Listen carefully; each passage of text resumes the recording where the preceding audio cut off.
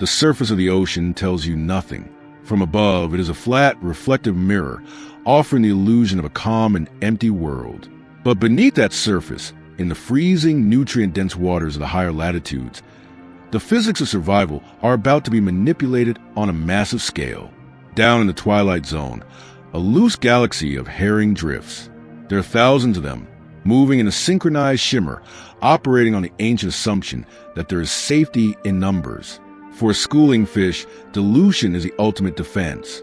If you are surrounded by a million of your own kind, the mathematical probability of a predator choosing you is infinitesimally small. It is a strategy of confusion, designed to overwhelm the visual processing of any hunter foolish enough to charge into the center. But the hunters circling below them right now are not going to charge. They are not going to chase. They are going to rewrite the geometry of the ocean. Without warning, the water begins to change. It starts with a sound, not a roar, but a low-frequency pulse, a percussive rhythm that vibrates not just through the water, but through the cellular structure of the fish themselves. It is a booming, almost mechanical acoustic signal, driven by the synchronized tail strikes and deep vocalizations of something massive moving in the dark. The herring respond instantly, their lateral lines detecting the pressure waves, their instincts demanding that they pack tighter together. The school compresses, trying to put as much distance as possible between themselves and the encroaching sound. But they are not fleeing, they are being steered. Then, the architecture begins to rise. A spiraling wall of bubbles emerges from the abyss. The bubbles are not random. They are deployed with the precision of a master builder laying bricks. As the beads of air catch the faint filtering light, they create a luminous, shimmering barricade. To the herring, this curtain of air is a physical wall. They refuse to cross it. The visual disruption of the refracting light and the tactile shock of the rising air trigger a profound avoidance reflex.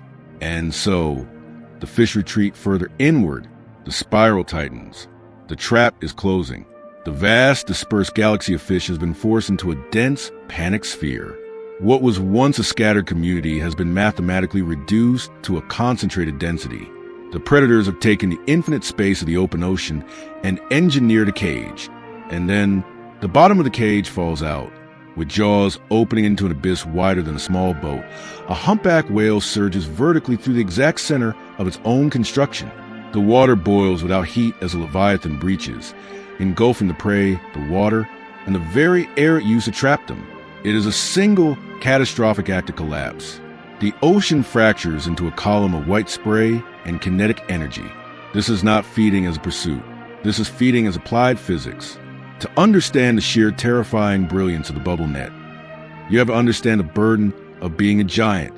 The humpback whale does not survive simply because it is enormous. In fact, its mass is its greatest liability. A body that weighs 40 metric tons is locked in a constant, brutal battle with metabolic constraints. Inefficiency is not an option. It is a death sentence. Every time the whale dives, it incurs an oxygen debt. Every time it accelerates, it must force massive muscular propulsion against a medium that aggressively resists speed. Water is thick, heavy, and unforgiving. Unlike sleek, torpedo-shaped predators like sharks that can rely on sustained, high-speed chases, the humpback operates under a completely different thermodynamic equation. It cannot afford to expend precious calories chasing individual fish or darting through scattered schools. The energy return on investment will be negative. It would slowly starve while eating. Therefore, the humpback must convert scattered prey into a concentrated, high-yield opportunity before it ever commits to the physical exertion of a strike. The biomechanics of this lunge reveal a level of specialization that borders on the absurd. Look closely at the underside of the humpback. From its chin down to its belly, you will see deep, parallel grooves running along its throat. These are the ventral pleats. They are not just texture. They are the secret to its gluttony. As the whale accelerates upward to the trapped sphere of herring, these pleats expand dramatically. The elastic tissue stretch, allowing the oral cavity to balloon outward like an immense parachute. In a fraction of a second, the whale can accommodate a volume of water that actually exceeds its own body mass. It is swallowing a piece of the ocean. Once the jaws snap shut around this massive payload, the secondary mechanism kicks in. The whale uses its massive tongue to force the water back out, pushing it through baleen plates hanging from its upper jaw. These plates, made of keratin, the same material as your fingernails, act as a highly efficient sieve. The water escapes, but the fish are trapped, left behind to be swallowed in the bulk delivery of pure calories. This is bulk feeding refined to its absolute maximum throughput. But this expansion comes with a terrifying cost. Opening a mouth that wide while moving forward generates an unfathomable amount of drag. It is like opening a parachute while driving down a highway. The whale must time its ascent with absolute, flawless precision. If it opens its mouth too early, the drag will bring it to a halt before it reaches the densest part of the fish. If it opens it too late, it misses the prize. The engulfment must yield a caloric reward that vastly exceeds the catastrophic energetic cost of the lunge itself. This is why the bubble net is not just a clever trick. It is an absolute necessity. The whale is building a temporary microenvironment where abundance is artificially elevated. It does not rely on the ocean's natural density, because the ocean is inherently stingy. The whale manufactures its own density. What makes this phenomenon even more chilling is that it is not a solo act, and it is not hardwired instinct. It requires a level of social intelligence and cooperation that rivals human hunting parties. A single whale can blow a bubble net, but the most devastating nets are constructed by coordinated groups. Individuals position themselves at calculated intervals in the dark, releasing air in perfect synchrony to complete a continuous ring. They use their acoustic dialects to communicate in real time, adjusting the geometry of the trap. The whales must know exactly when the fish have reached the critical mass. If the spiral is too wide, the prey will slip through the gaps. If it is too tight, the turbulence of the whale's own movements will scatter the fish before the jaws can close. Coordination transforms the immense scale of the whale from a burden into an overwhelming advantage. One body creates pressure. Several bodies create inevitability. And this is a learned tradition. Not all humpback populations around the world hunt this way. In certain regions, the exact structure of the bubble net and the specific acoustic signals used to drive the fish vary. This points to something profound: cultural transmission. Young whales are not born knowing how to mathematically calculate the buoyancy of an air bubble or the refractive index of light to terrify a herring. They observe. Juveniles shadow the elders, watching the timing, feeling the pressure waves, listening to specific calls until they can participate effectively. The physics of feeding becomes an inherited tradition. Knowledge persists not in the DNA, but in the memory embedded within social bonds. The ocean becomes a classroom. This cultural intelligence is inextricably linked to the grandest rhythm of the whale's life: the global migration. The ocean is not static. Currents shift, temperatures fluctuate, and plankton blooms explode and vanish in a matter of weeks. Humpbacks traverse vast, unimaginable distances, migrating between the high-latitude feeding grounds, where the water is rich and freezing, and the lower-latitude tropical breeding areas, where the water is warm, but effectively a biological desert. Their survival hinges entirely on temporal precision. They must arrive at the feeding grounds at the exact moment the prey is most abundant, gorge themselves using their engineered bubble nets, and store enough lipid-rich blubber to survive the months of fasting in the tropics. Arriving too early means waiting and burning calories. Arriving too late means missing the bloom entirely, returning to the breeding grounds without the reserves needed to mate, give birth, or nurse a calf. The bubble net is not just a meal. It is a fuel for a planetary journey. Yet, the very intelligence and specialization that grant the humpback its dominance also introduce a tragic vulnerability. Because this hunting technique relies so heavily on acoustic communication and cultural knowledge, it is incredibly fragile. We have introduced a new kind of chaos into their calculated world. Industrial shipping lanes fill the ocean with a relentless, low-frequency roar, a mechanical drone that interferes with the whale's ability to coordinate.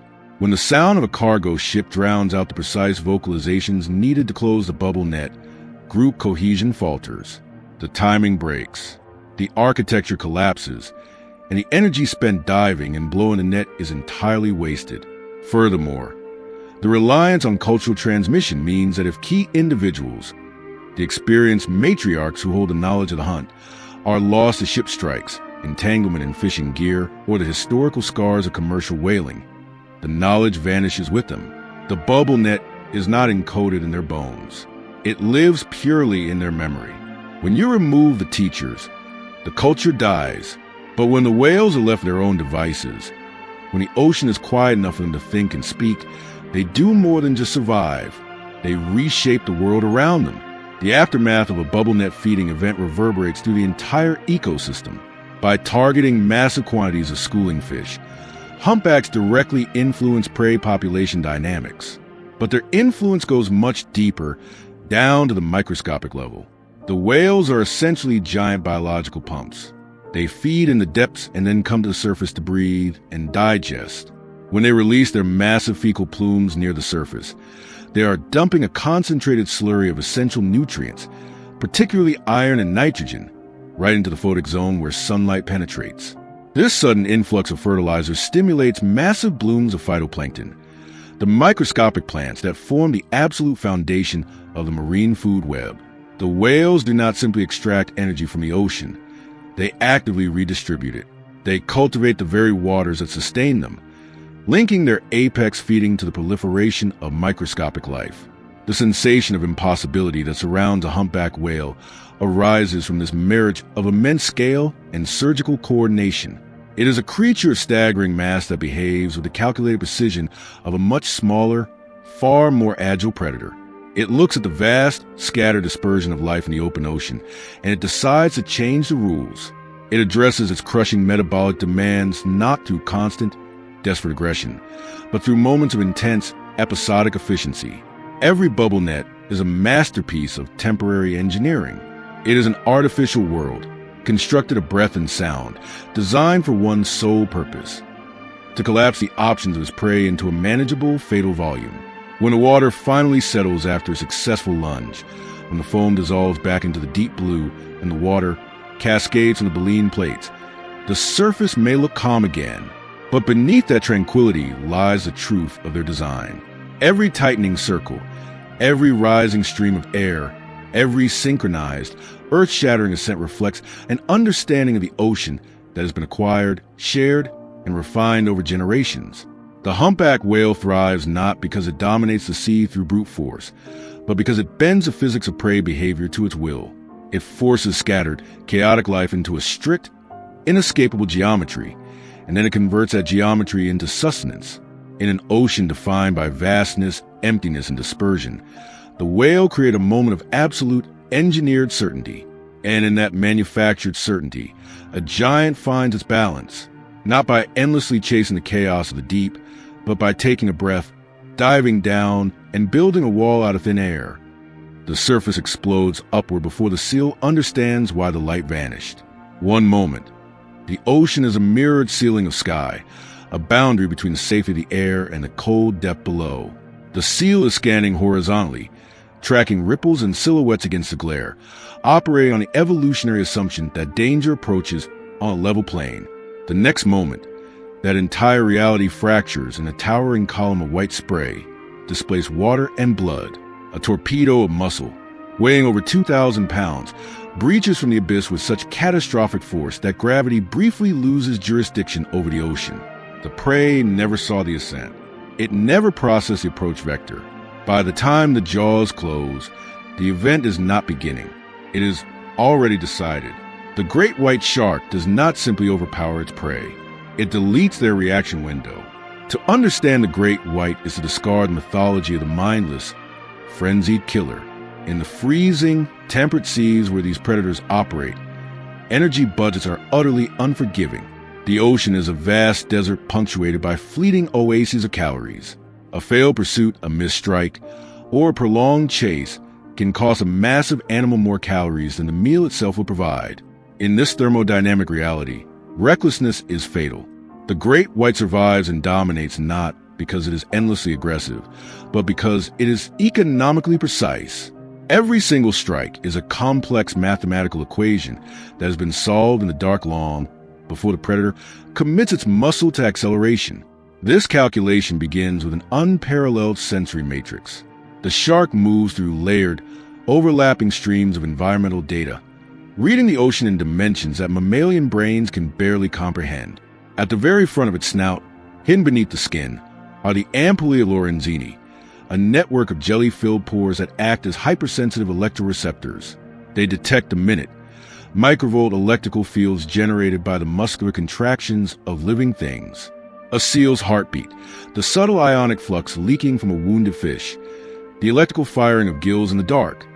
These signals create glowing biological beacons in the seawater. The shark does not need to see its prey to know it is there. It feels the electrical pulse of its life force. Simultaneously, a lateral line system running down the length of the shark's body registers pressure waves and the faintest microturbulence in the surrounding water column. This system decodes a rhythm of swimming strokes miles away, perfectly distinguishing the chaotic, thrashing signature of distressed or panicked animal from the smooth, rhythmic cruising of a healthy one.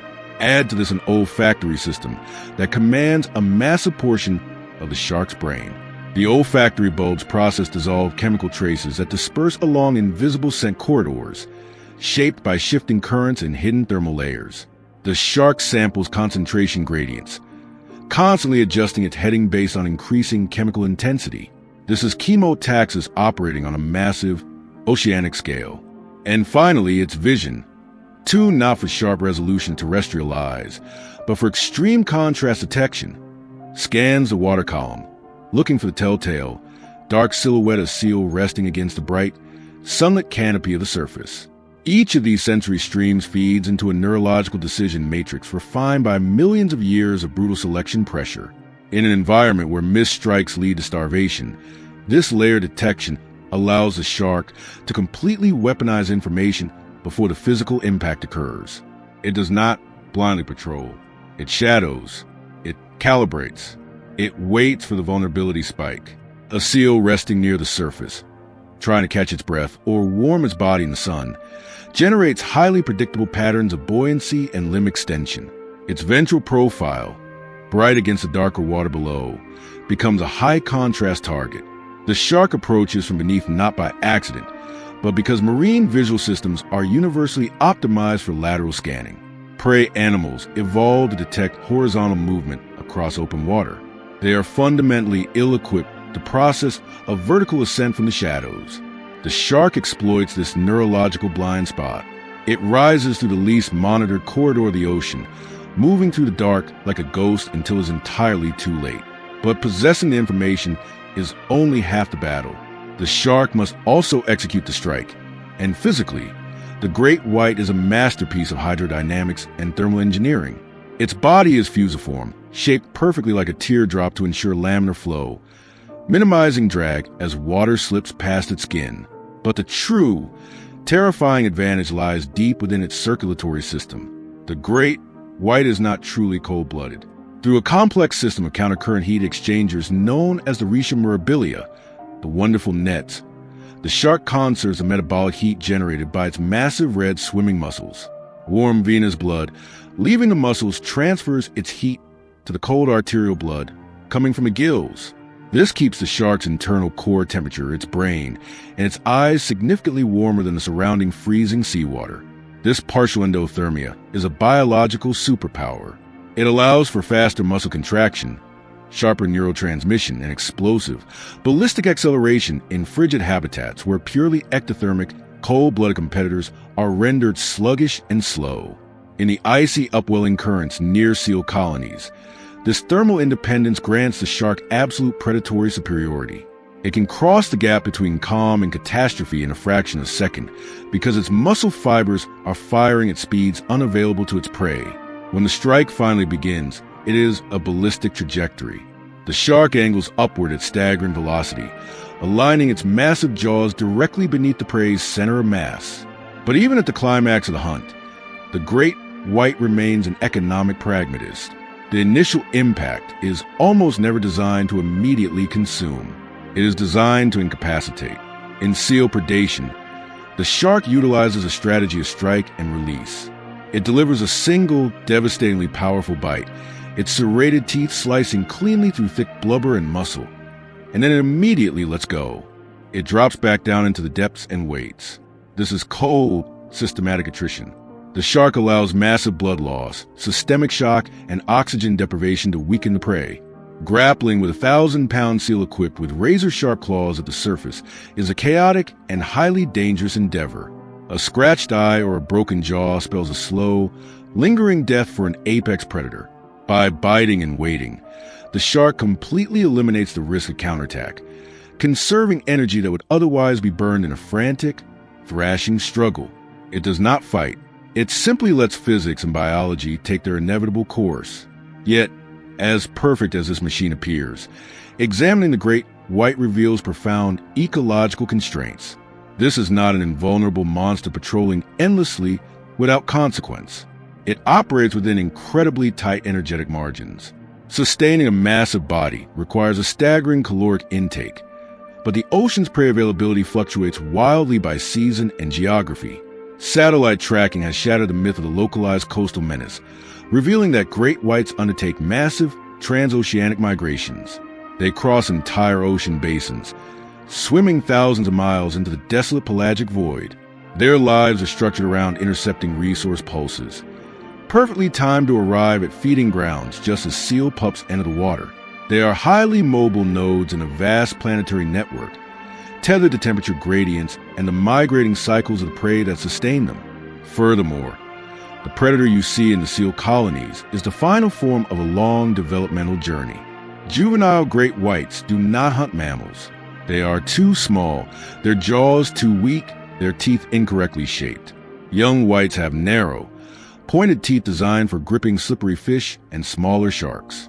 It is only as they mature, as they undergo an ontogenetic dietary shift, that their teeth broaden into the iconic, serrated triangular blades capable of shearing through heavy mammalian blubber. The predator literally evolves across its own lifespan. Its ecological niche expands as its anatomy structurally transforms.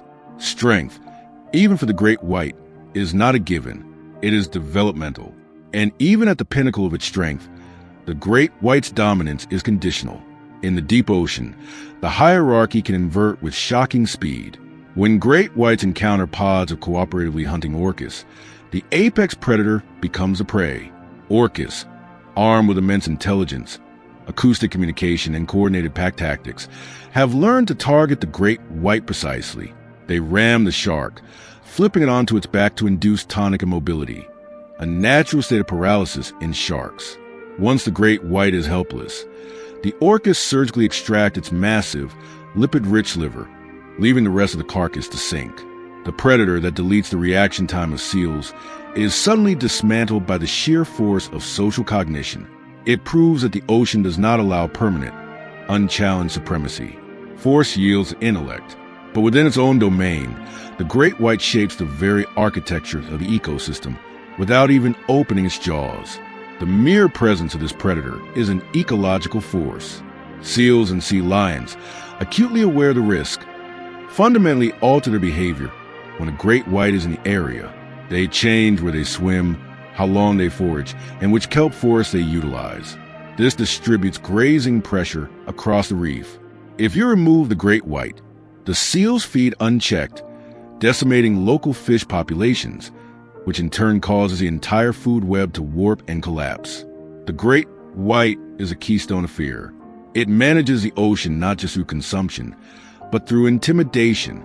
The teeth of the great white, arranged in infinite rows that continuously rotate forward to replace damaged units, are the ultimate symbol of this high-impact lifestyle. But even this fearsome dental apparatus is bound by the rules of efficiency. The serrations are not for crushing bone indiscriminately. They are engineered for maximizing tissue removal per bite, ensuring that the caloric intake of the strike justifies the energy spent making it. In the final analysis, the great white shark does not command the ocean simply because it is large.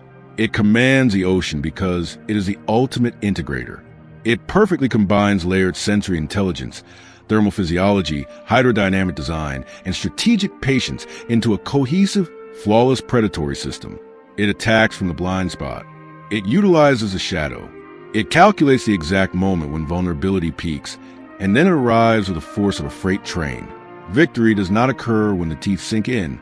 Victory occurs miles away in the dark, when the shark tastes the current, feels the electric hum of a heartbeat, and locks onto a trajectory. When the surface finally calms after breach, When the red foam dissolves back into the deep blue void, what remains is not just a memory of sudden, shocking violence. It is a lingering evidence of a biological system perfected for absolute precision. The great white shark is an evolutionary override. In a realm where perception defines survival, it has mastered the art of arriving from the unguarded direction, turning a quiet moment of sunlight into a corridor shadow and converting that shadow into total, undeniable control.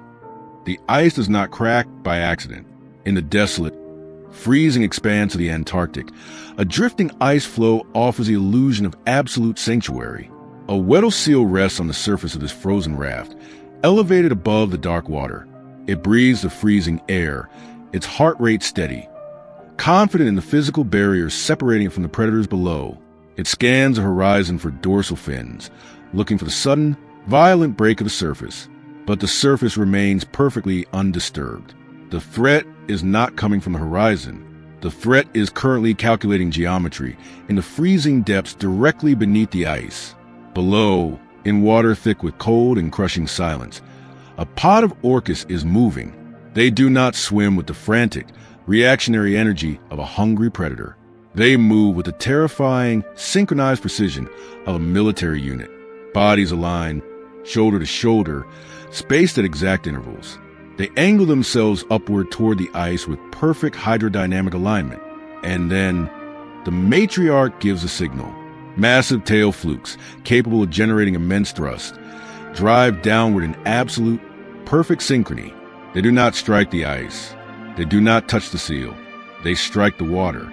This synchronized motion generates a rolling subsurface surge, a manufactured wave that travels upward, gathering mass and speed. It is engineered force.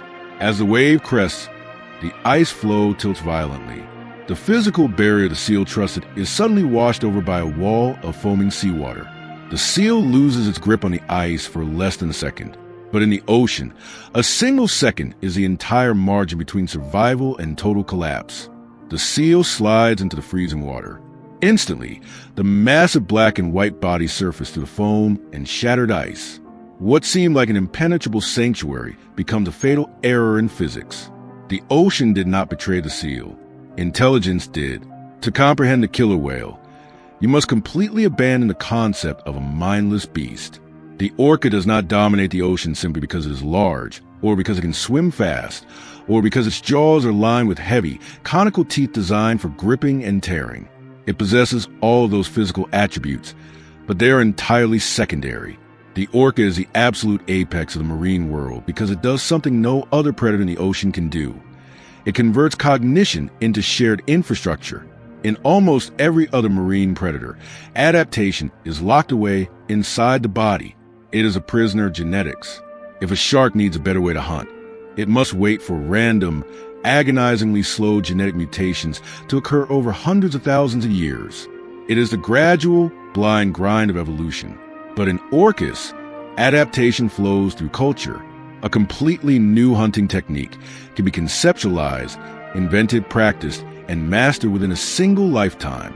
It can then be refined through endless repetition and transmitted socially to every other member of the group, entirely bypassing the biological waiting room of evolution. That acceleration changes the rules of the planet.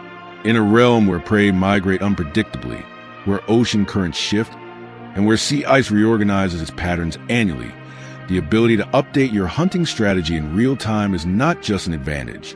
It is a complete ecological override. Look at the brain of an orca.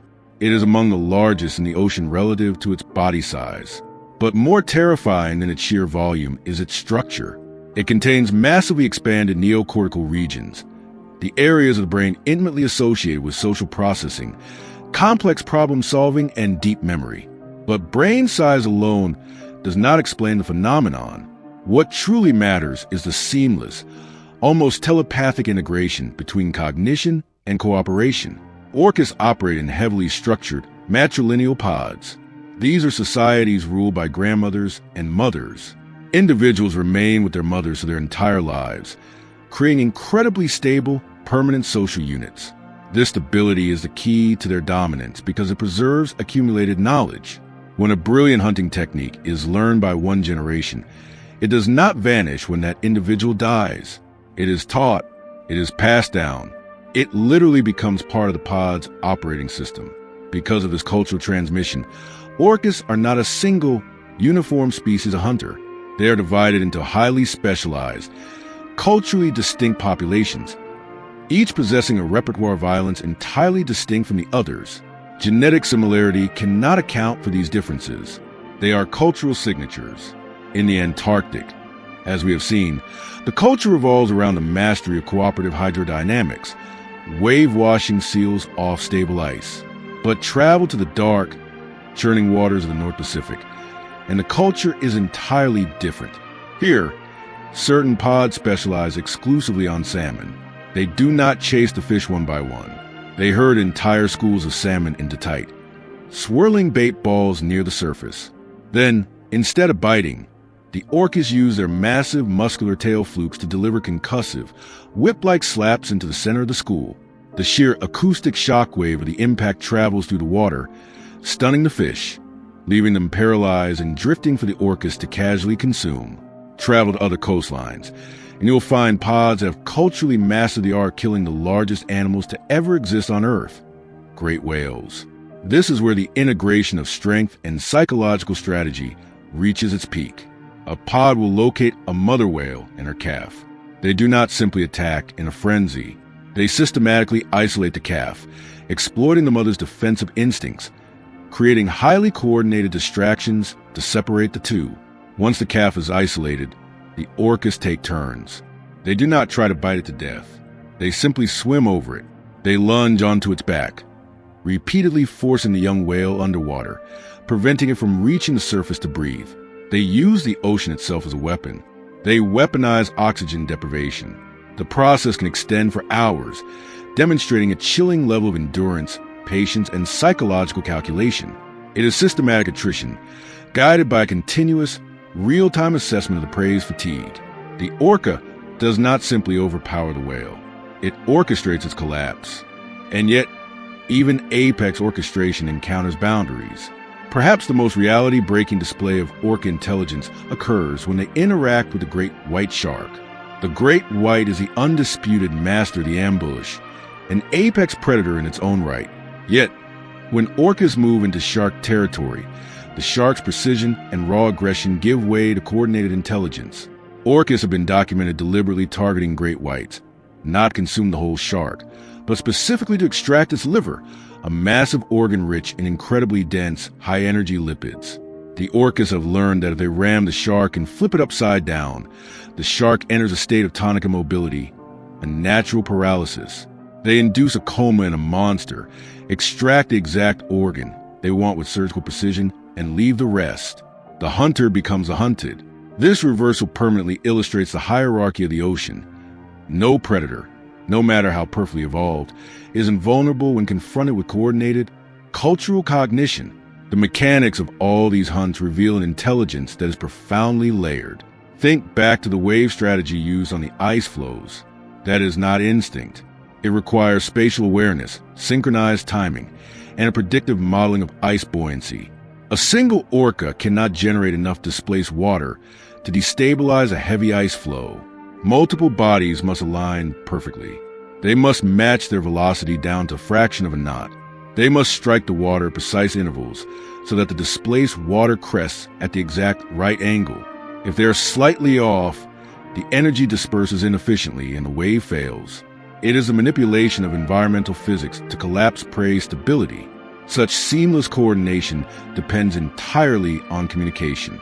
Beneath the waves, the ocean is a symphony of complex vocalizations. Orcas use an intricate language of clicks, whistles, and pulse calls. But these are not universal. Each specific pod has its own distinct acoustic dialect. These dialects function as identity markers, letting every whale know exactly who is speaking, and they act as highly complex coordination signals. Because sound travels much faster and far more efficiently through water than through air, this allows for long-distance synchronization. The whales do not even need to be able to see each other in the murky depths to execute a perfectly timed, multi-pronged attack. Their neurological adaptations fully support this acoustic complexity. Their auditory processing centers are highly developed, enabling them to make fine discriminations of frequency and timing that human technology struggles to replicate. When a pod shifts its formation dynamically during a high-speed hunt, the adjustment is never chaotic. It is informed by shared acoustic signals, interpreted instantly through learned associations. What feels truly unsettling about the orca is not merely its ability to kill, it is its capacity to rehearse. Juveniles do not simply join a hunt. They are taken to school.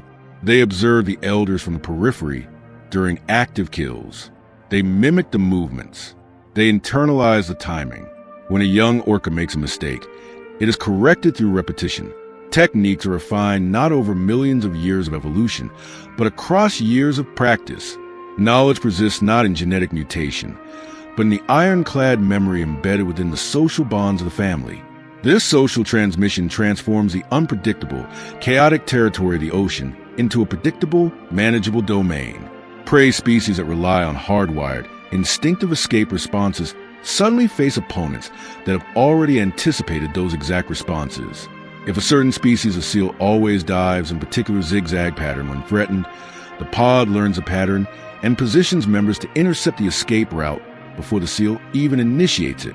The predator's brain models the prey's behavior, turning the prey's own survival instinct into an exploited algorithm. The orcas are not simply surviving the sea, they are studying it. Yet, the ultimate ecological twist emerges when the supreme dominance reveals its own fatal constraints.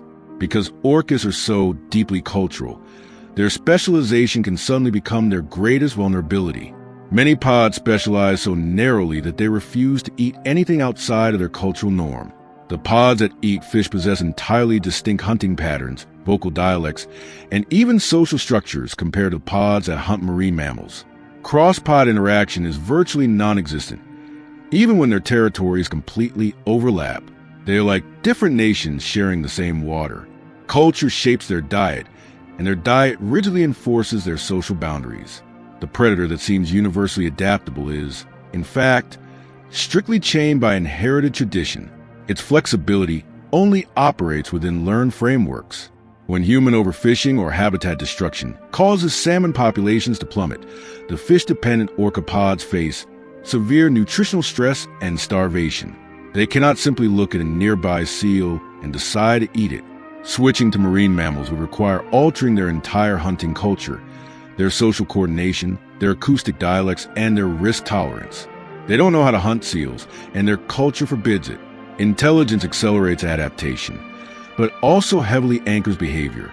The tradition that stabilizes their identity completely constrains their deviation. The very mechanism that grants orcas their absolute dominance, cultural inheritance, binds them to ecological shifts that are entirely beyond their control. Still, within their chosen niches, orcas fundamentally restructure entire ecosystems. When mammal hunting pods target seals or sea lions, they drastically reduce the predation pressure on local fish stocks, indirectly triggering massive trophic cascades that alter the entire food web. In regions where they predate heavily on large whales, they even alter the deep-sea nutrient cycle. Whale carcasses, known as whale falls, contribute vital organic matter to the pitch-black benthic communities at the bottom of the ocean. When orcas intercept and kill certain whale species, they dictate the spatial distribution of these massive nutrient events. Predation at the absolute top of the food chain reverberates downward, touching even the blind scavengers miles beneath the surface. Physically, the design of the orca is merely the vessel that supports this cognitive supremacy. The sleek, fusiform body reduces drag, allowing for sustained, high-speed pursuits.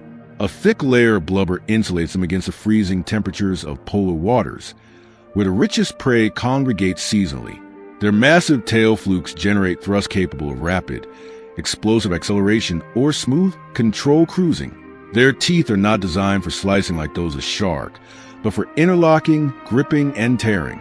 Combined with cooperative behavior, this dental architecture is what enables them to tear apart prey much larger than any individual whale. The body beautifully executes exactly what the mind organizes. But the narrative closes not with dominance alone, but with fragile reciprocity. Orcas depend entirely on their stable social structures. The loss of key matriarchs, whether to age, disease, or human interference, can permanently sever knowledge chains, devastating the pod's hunting success and social cohesion.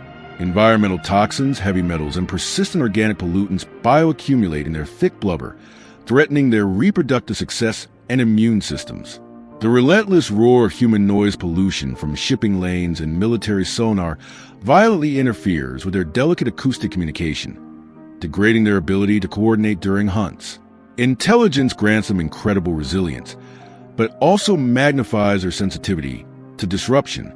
The species that seamlessly reorganizes whole ecosystems through learned behavior remains tragically vulnerable to forces beyond its cultural control.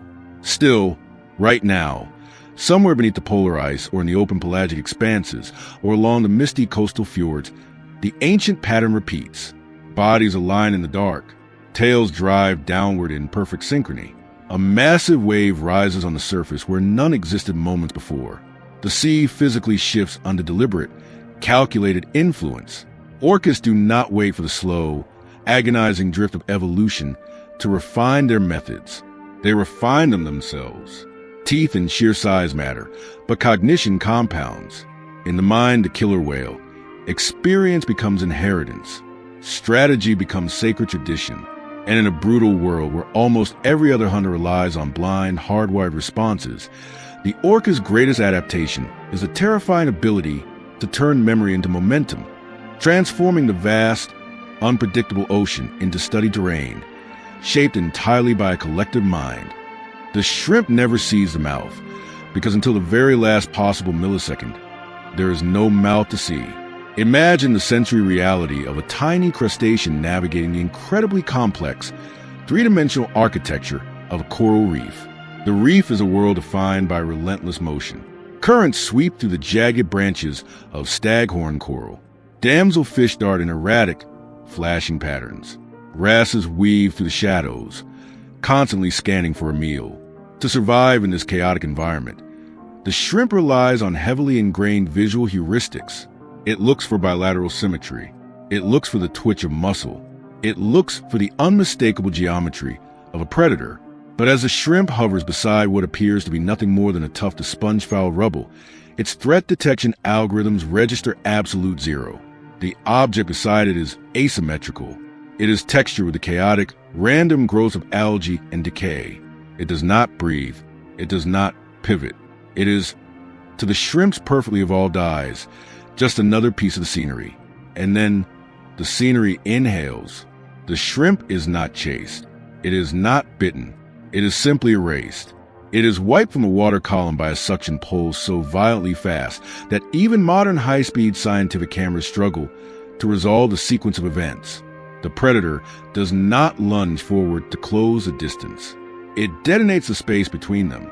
The water surrounding the textured lump of rubble suddenly collapses inward, and the prey crosses a terrible boundary from absolute freedom to complete digestion before its tiny neural circuits can even complete the loop required to trigger an escape reflex. What looked like geological clutter has just performed one of the fastest, most mechanically devastating feeding strikes ever recorded in the marine world. The frogfish has spoken. To understand the frogfish, you must first understand the complete deconstruction of what a fish is supposed to be. Most marine predators are engineered for pursuit. They are streamlined, packed with dense red muscle for sustained cruising or white muscle for explosive, darting sprints. The frogfish possesses none of this. Its anatomy has been profoundly, almost grotesquely reorganized for a single, uncompromising purpose: absolute concealment. The frogfish belongs to the ancient and bizarre lineage of the anglerfishes. And like its deep-sea cousins, it has turned its own anatomy into a weapon of psychological manipulation. The first spine of its dorsal fin has been completely modified by evolution. It is no longer a fin at all. It has become an elysium, a highly flexible, biological fishing rod that projects forward from the top of its head. At the very tip of this rod sits the esca, a fleshy, specialized lure. This lure is a frogfish's singular concession to movement. While the rest of its body remains frozen in agonizing stillness, the esca twitches. It pulses, depending on the specific species of frogfish and the exact environment it inhabits. This lure can perfectly mimic the erratic wriggle of a polychaete worm, the sudden jerky movements of a small shrimp, or the panicked fluttering of a juvenile fish. The frogfish is a puppeteer, but the lure is only a fraction of the grand illusion. A lure is useless if the predator holding it is obvious. Therefore, the skin of the frogfish is a masterpiece of deception. It is unusually thick, heavily textured, and often densely covered with specialized dermal spinules and fleshy filaments. These biological appendages perfectly mimic the fronds of macroalgae, the porous craters of a sponge, or the jagged, calcified edges of dead coral growth. But it goes deeper than mere texture. Embedded within the skin are chromatophores, pigment-containing cells that the frogfish uses to alter its coloration. However, unlike the cuttlefish or the mimic octopus, which flash through brilliant patterns in a fraction of a second, the frogfish operates on a fundamentally different timeline. Its camouflage is not instantaneous. It is a slow, agonizingly patient assimilation. If a frogfish moved to a newly colored sponge, it may take days or even weeks for chromatophores to perfectly match the new hue. It does not merely put on a disguise. It slowly, meticulously becomes a reef. It commits to its environment with a permanence that other predators cannot afford. Because of this profound commitment to stillness, the frogfish has practically abandoned the very concept of swimming. The pectoral fins, which in normal fish are used for steering and balance in the water column, have been rotated and heavily modified. They are limb-like, they have joints, they function less as swimming appendages and more as articulated supports. When a frogfish needs to relocate, it does not glide gracefully over the coral. It walks. It hobbles across the seafloor with a deliberate, almost amphibian gait, carefully stabilizing its bulky body within crevices and upon the uneven rubble. This reduced reliance on active swimming is not a sign of evolutionary laziness. It is a brilliant strategy of energy conservation and sensory denial. In a habitat defined by the constant, flashing motion of a million frantic lives, the frogfish makes a deliberate, calculated choice to opt out. By remaining still, it denies the visual hunters of the reef the primary cue they need to detect life: movement. Its stillness is not the absence of behavior. It is its most powerful strategy. But when that stillness is broken, it is broken by a strike of unimaginable biomechanical violence. The mouth of the frogfish is a marvel of hydraulic engineering. It contains specialized ligaments and interlocking skeletal elements that allow the oral cavity to expand to a volume many times its resting size in a mere fraction of a second. When the prey is lured into the exact, calculated strike zone, the jaws hinge forward in a rapid cranial elevation. Simultaneously, the floor of the mouth drops out, and the opercular flaps, the covers over the gills, flare wildly outward. This massive, instantaneous expansion creates an immense vacuum of negative pressure. It does not just suck the prey in, it draws in the very water surrounding the prey. The speed of this expansion is measured in single-digit milliseconds. To put that into perspective, the human eye takes roughly 300 milliseconds to blink. In the time it takes you to close your eyelid, a frogfish could theoretically open its mouth, swallow a fish, and close its jaws dozens of times. The prey does not flee, because there is nothing to flee from. They are not outrun, they are displaced. The frogfish has effectively weaponized fluid dynamics. Suction feeding is a common mechanism in the ocean, utilized by everything from seahorses to groupers. But in the frogfish, it is refined to an absolute, uncompromising extreme. The traditional predator sequence, the visual detection, the physical approach, the high-speed chase, the violent capture, is entirely collapsed. The frogfish condenses the entire hunt into a single, devastating hydraulic event. The profound ecological twist here is that this grotesque appearance, this apparent lethargy, is not a low-effort approach to survival. It is extreme, high-stakes specialization. The frogfish's musculature and skeletal architecture are optimized purely for the ambush. It possesses no endurance. It cannot sustain a chase for more than a few inches. If a strike fails, the frogfish cannot pursue. Its gill openings, which in other fish are large and prominent to allow for massive oxygen intake during high-speed chases, are reduced to tiny, inconspicuous pores hidden behind its walking pectoral fins. This minimizes its silhouette and further reinforces the illusion that it is an inert, lifeless lump of matter. What seems like a physical incapacity is actually a deliberate constraint shaped by its chosen niche. By entirely surrendering the evolutionary arms race of speed and range, the frogfish invests every ounce of its biological capital into proximity and deception. Reef ecosystems are entirely saturated with visual cues. Fish rely heavily on pattern recognition to rapidly distinguish food from substrate and predator from coral. The frogfish ruthlessly exploits these mental shortcuts. Its outline is broken and disrupted. Its coloration is mottled and asymmetrical. Its texture is irregular and chaotic. To the brain of a passing prey animal, the frogfish simply registers as background noise. It is filtered out by the prey's own nervous system. Meanwhile, just inches above this invisible threat, the Elysium flickers. It moves with a terrifying subtlety, often perfectly synchronized with the natural sway of the water current to enhance the realism of the biological puppet. The lure does not advertise the presence of a predator. It completes the disguise by suggesting the presence of harmless, vulnerable microfauna. The prey's sensory filters are engaged, hijacked, and fatally misled. Yet, for all its mastery of the ambush, the frogfish is incredibly vulnerable. It is soft-bodied. It lacks the venom of the stonefish, the heavy arm of the lobster, or the agonizing spines of the sea urchin. Larger, cruising predators like groupers, snappers, and moray eels would gladly consume a frogfish if they could recognize it as meat. And because of its terrible swimming ability, if a frogfish is discovered, its chances of escape are statistically zero. Therefore, its defense is exactly the same as its offense. Pure, unadulterated concealment. It survives by remaining entirely forgotten by the world around it. Even its reproductive behavior reflects this intense tension between stillness and vulnerability. A frogfish lives its entire life pinned to the bottom, pretending to be a rock. But when it is time to spawn, this absolute commitment to the benthic layer must be broken. The male and female must leave their disguises. They ascend, briefly and dangerously, into the open water column to release their gametes. It is a rare, terrifying departure from their lifelong stillness. The eggs are often bundled into a buoyant, gelatinous mass that drifts up into the pelagic zone.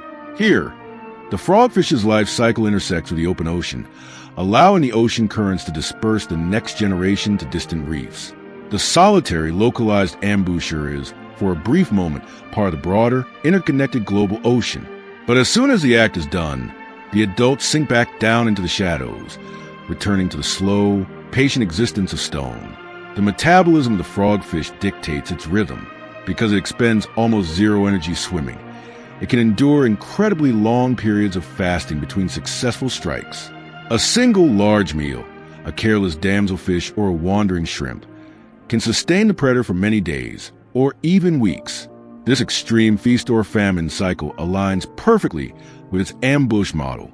By minimizing its movement, it reduces its caloric expenditure to a bare minimum, allowing it to survive even when local prey density fluctuates wildly. The reef around it may teem with chaotic, exhausting activity, but the frogfish simply waits. It waits for that incredibly rare, perfect alignment of distance, distraction, and angle to converge into a single moment of opportunity. The ultimate reversal in the story of the frogfish becomes clear when you realize that its appearance, often described by human observers as grotesque, ugly, or aberrant, is actually a display of flawless evolutionary coherence. Its bulbous, misshapen body, its impossibly oversized mouth, its walking fins, and its mottled, hairy skin are not deformities. They are the pinnacle of biological refinement. In a crowded, hypercompetitive habitat, where predators and prey alike are constantly scanning every inch of the water for the slightest anomaly, becoming truly unremarkable is the ultimate power. The frogfish is not invisible because it is transparent like a jellyfish. It is invisible because it is entirely forgettable. Its sensory world is finely tuned to this localized existence. While its vision is functional, allowing it to track the final approach of a target, it relies heavily on its lateral line system. This network of neural mass detects the minute, microscopic bow waves pushing ahead of an approaching fish. The frogfish feels the vibration of its prey before it ever sees it. It calculates not a pursuit, but a hyperlocal interception. Its attack radius is microscopic compared to the vastness of the reef, but within that tiny invisible bubble of influence, it is absolutely devastating. By occupying the deep structural complexity of the reef, the intersection points between coral heads, the narrow corridors between sponges, the frogfish positions itself at the exact crossroads of prey movement. It does not need to roam the ocean looking for food. It simply occupies the space of inevitability. The final image of the frogfish is almost theatrical in its irony. It embodies stillness so convincingly, so flawlessly, that its sudden violence appears supernatural. Observers who manage to catch a strike on camera often describe the prey simply vanishing, as if deleted by a glitch in reality. The attack is never preceded by the tense, coiled stalking cues of a feline predator or the accelerating rush of a shark. It is a state of absolute absence, punctuated by a microsecond of disappearance, immediately returning to absence. In a coral reef crowded with the bright, flashing spectacle of life and death, the frogfish survives by utterly refusing to participate in the spectacle. It denies the drama of the hunt until the precise, unavoidable millisecond when violence becomes the only remaining option. As the ocean currents pass overhead and brilliant schools of fish weave frantically to the coral branches, the frogfish remains deeply embedded in its chosen niche, a tiny, deliberate distortion within the scenery. Hunger for the frogfish is patient. The Elysium twitches once more, a barely perceptible shudder of false life. Somewhere within the reef's constant, shimmering chaos, another organism is about to misinterpret that tiny signal. And when that fatal misinterpretation finally aligns with a distance measured in mere centimeters, the scenery will quietly open its invisible jaws, and the illusion will swallow reality whole. The shell of the crab does not crack gradually under pressure. It does not splinter. It detonates. In the dim, structurally complex labyrinth of the coral reef, a crab relies on a heavy, mineralized armor that spends its entire life depositing and thickening. That carapace is a fortress, engineered to resist the slow, crushing jaws of a moray eel or the grinding molars of reef fish. It is built for a war of attrition, but the predator lurking in the dark crevice ahead does not fight wars of attrition. It does not win through endurance or through a slow escalation of force. It wins through the absolute, catastrophic collapse of time. As the crab steps within range, the water around the impact zone flashes blindingly white for a fraction of a millisecond. A microscopic hammer, powered by a biological catapult, strikes the shell. The carapace simply caves inward, instantly reduced to shrapnel. But the true horror of the event is that the prey never actually saw the limb travel. It experiences only the devastating consequence of its arrival. By the time the crab's neural circuits attempt to register a threat, send a warning to the brain, and initiate a muscular retreat, the interaction has already ended. The animal is dead before it knows it was in danger. This is the mantis shrimp, and its strike is not merely a product of muscle. It is a masterpiece of biological engineering that rivals, and in many ways exceeds, the most advanced mechanical siege weapons ever constructed by human hands. To generate a punch capable of shattering heavy armor, relying solely on rapid muscle contraction, would be a physiological impossibility. If a creature were to simply flex a muscle that fast underwater, the immense drag and resistance of the fluid dynamics would dissipate the energy before it ever reached the target. Furthermore, muscle fibers possess an absolute biological limit to how fast they can physically shorten. The mantis shrimp bypasses these limits entirely by shifting the burden of speed away from its muscles and into structural mechanics. Hidden inside its raptorial appendage lies a system built on elastic recoil. The shrimp possesses highly specialized, spring-like structures composed of chitin and mineralized materials, shaped roughly like a saddle. As the animal prepares to strike, it slowly contracts a massive muscle, bending this biological spring, storing immense amounts of potential energy. A physical latch mechanism locks this tension firmly in place. The shrimp can hold this fully cocked, terrifyingly loaded weapon for long periods, building force without the need for immediate release. When the precise moment arrives, when the crab wanders just a fraction of an inch too close, the mantis shrimp simply disengages the latch. The stored energy converts into kinetic acceleration so violent, so unbelievably rapid, that the surrounding water physically cannot get out of the way fast enough. The fluid dynamics of the ocean completely break down around the striking limb. As the club accelerates, the water pressure immediately in front of it drops to lethal, unearthly lows. This extreme pressure drop literally boils the water at ambient temperature, creating localized vapor cavities. When the club strikes a target and slows down, these vapor cavities instantly collapse back in on themselves. This is a phenomenon of cavitation. The implosion of these bubbles produces a secondary shock wave of immense destructive power. For a microscopic fraction of a second, the temperature inside the collapsing bubble reaches thousands of degrees, rivaling the surface of the sun, and emit a faint flash of light known as sonoluminescence. This means the mantis shrimp delivers not one blow, but two. There's a physical, shattering impact to the club itself, and a millisecond later, the devastating thermal and percussive shockwave of the cavitation collapse. Even if the mantis shrimp slightly misses its target, the shockwave alone is often enough to stun, dismember, or kill the prey. Evolution has taken a modest, vibrant crustacean and transformed its front limbs into a repeating rifle that fires through fluid physics. But raw, apocalyptic power is only half of the anomaly. A weapon of this magnitude is useless without a targeting system capable of managing it. Before the limb ever moves, the eyes have already solved the equation. The mantis shrimp possesses arguably the most complex and heavily specialized visual system known in the entire animal kingdom. Their compound eyes sit atop highly mobile stalks, and each eye is divided into 3 distinct regions. This grants them trinocular vision in a single eye, allowing for perfect depth perception without needing to cross-reference with the other. The 2 eyes can move completely independently of one another, continuously scanning different regions of the reef simultaneously. But it is not just how they see, it is what they see. Human beings rely on 3 types of color-receptive cones to perceive the world. The mantis shrimp possesses up to 16. They see across a massive spectrum of light, detecting ultraviolet frequencies completely invisible to us. Yet, they do not merely see a wider range of colors. They have the ability to analyze the actual physical orientation of light waves. They can detect both linear and circularly polarized light. To a mantis shrimp, the chaotic, sun-dappled, visually noisy background of coral reef is stripped away. They can see the precise contrast of a translucent prey item trying to hide against reflective sand. They can see the glowing, polarized edges of crab shell. In an environment saturated with light scatter and visual camouflage, the mantis shrimp perceives layers of hidden information. They do not just see the ocean. They see the mathematical skeleton of the light passing through it.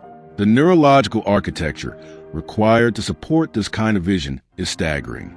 If the mantis shrimp had to route all of this dense, multi-channel visual data to a central brain for processing, the computational lag would be too slow. A predator with a strike that takes milliseconds cannot afford the luxury of hesitation. Therefore, a massive amount of the visual processing occurs directly within the eye stalk itself.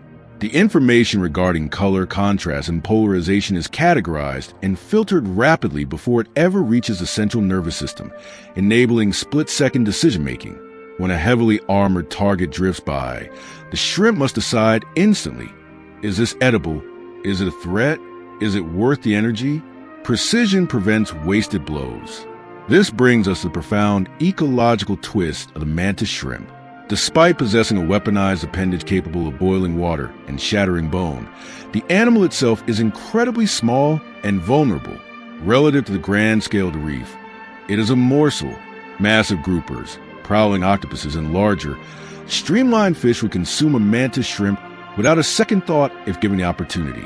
Its body is not heavily armored. It is elongated and relatively soft. Because of this glaring physical vulnerability, the mantis shrimp's entire existence revolves around its burrow. It excavates meticulous tunnels within a rubble or sediment, reinforcing the entrances with crushed debris, perfectly narrowing the access point to a highly defensible aperture. The burrow is both a heavily fortified sanctuary and a lethal launch platform. Here, the devastating strike serves a dual function. It is a tool for acquiring prey, yes, but it is primarily a predator deterrent. If an inquisitive moray eel or a hungry snapper attempts to probe its face into the dark entrance of the burrow, it risks receiving a cavitation blow directly to its highly sensitive eyes or delicate gill tissues. The mantis shrimp's greatest weakness, its diminutive size, has selected for a weapon so disproportionately violent that it completely discourages direct confrontation. It turns its tiny front door into a fatal funnel. The complexity of their behavior deepens when you examine how they interact with one another. What happens when two creatures, each possessing a weapon capable of instantaneous obliteration, enter a territorial dispute over a prime burrow? If every conflict resulted in a strike, the population would quickly decimate itself. Evolution solved this through ritual. Mantis shrimp resolve disputes through highly complex, non-lethal behavioral displays. They engage in what is known as a marrow spread, dramatically extending their raptorial appendages and flaring their brightly colored bodies to signal their size, readiness, and physiological condition. They communicate their lethality without deploying it. The decision to escalate to physical violence is calculated carefully based on an assessment of the opponent's size and posture. This behavioral calculus ensures that the weapon is held in restraint when strategic. They are capable of absolute violence, but they exercise total control. The punch that shatters the shell is kept sheathed to preserve the species. This delicate balance extends into their reproductive lives. Many species of mantis shrimp form monogamous, lifelong pairs. They cohabit within their meticulously constructed burrows, sharing the dangerous duties of hunting and defense. When the female produces a clutch of eggs, the pair guards them intensely, cleaning and aerating the delicate mass, protecting them from the relentless scavengers of the reef. The very same limb that detonates the water and crushes crabs becomes a flawless, impenetrable shield for their offspring. The predator that compresses time to kill expends immense patience to nurture. Yet, for all its unparalleled engineering, the dominance of the mantis shrimp is rigidly context-bound. Its power is completely dependent on its architecture.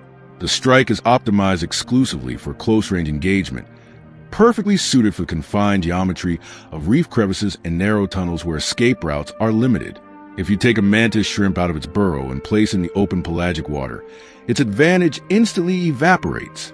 Without the element of surprise, and without the physical confines to force prey into its tiny strike radius, it is outmaneuvered.